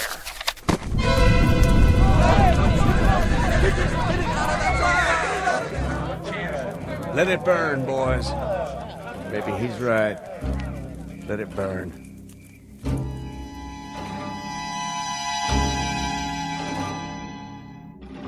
Joe, you awake? Yeah. I was thinking. You probably did right, Joe. If we got God on our side, we don't need no witch book. I hope you're right. It'll be all over soon, and then we can go home to what's left and forget all about it. Start over, 'cause it'll be over and done. Likely so. The question is, how long? They say there's a battle gonna start tomorrow. Yeah? Yeah, a big one. That's what the talk's been. Where? Someplace in Pennsylvania. Could be I burned the book too soon. Whereabouts in Pennsylvania? No, I don't know.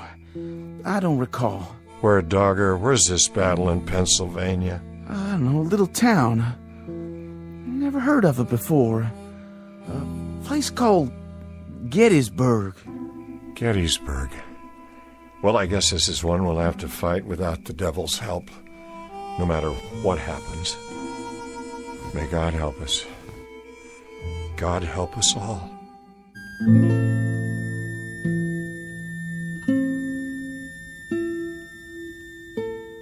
In a time to come, during what will be Joseph Paradine's old and garrulous years, he'll tell anyone willing to listen that the Civil War wasn't lost at Antietam or Gettysburg or Shiloh. Rather, he'll insist the Confederacy's fate was sealed in a little valley hamlet called Shannou. And people will laugh or pity him when he insists that the South lost the war because they refused a certain strategic alliance. But the truth is that such unholy alliances are often the norm rather than the exception in the Twilight Zone.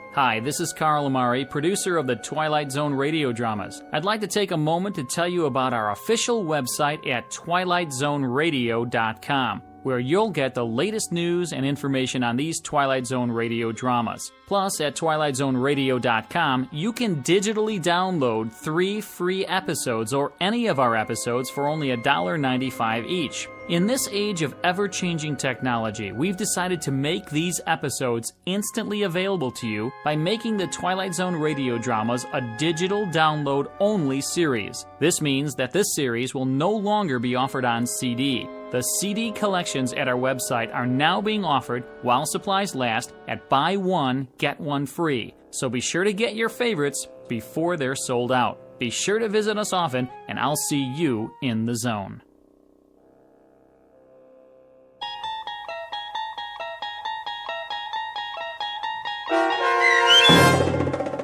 Still Valley, starring Adam West, with Stacy Keach as your narrator, was written for The Twilight Zone by Rod Serling from a story by Manly Wade Wellman and adapted for radio by Dennis Etchison. Heard in the cast were Mike Novak, Richard Hensel, Turk Muller, Doug James, Jeff Lupiton, Christian Stolte, Sarah Marks, Carl Amari, Vince Amari, Paul Patch, and Roger Wolski. To learn more about the Twilight Zone radio dramas and to obtain audio cassettes and CDs of these programs, visit our website at twilightzoneradio.com. This copyrighted radio series is produced and directed by Carl Amari and Roger Wolski for Falcon Picture Group. Doug James speaking.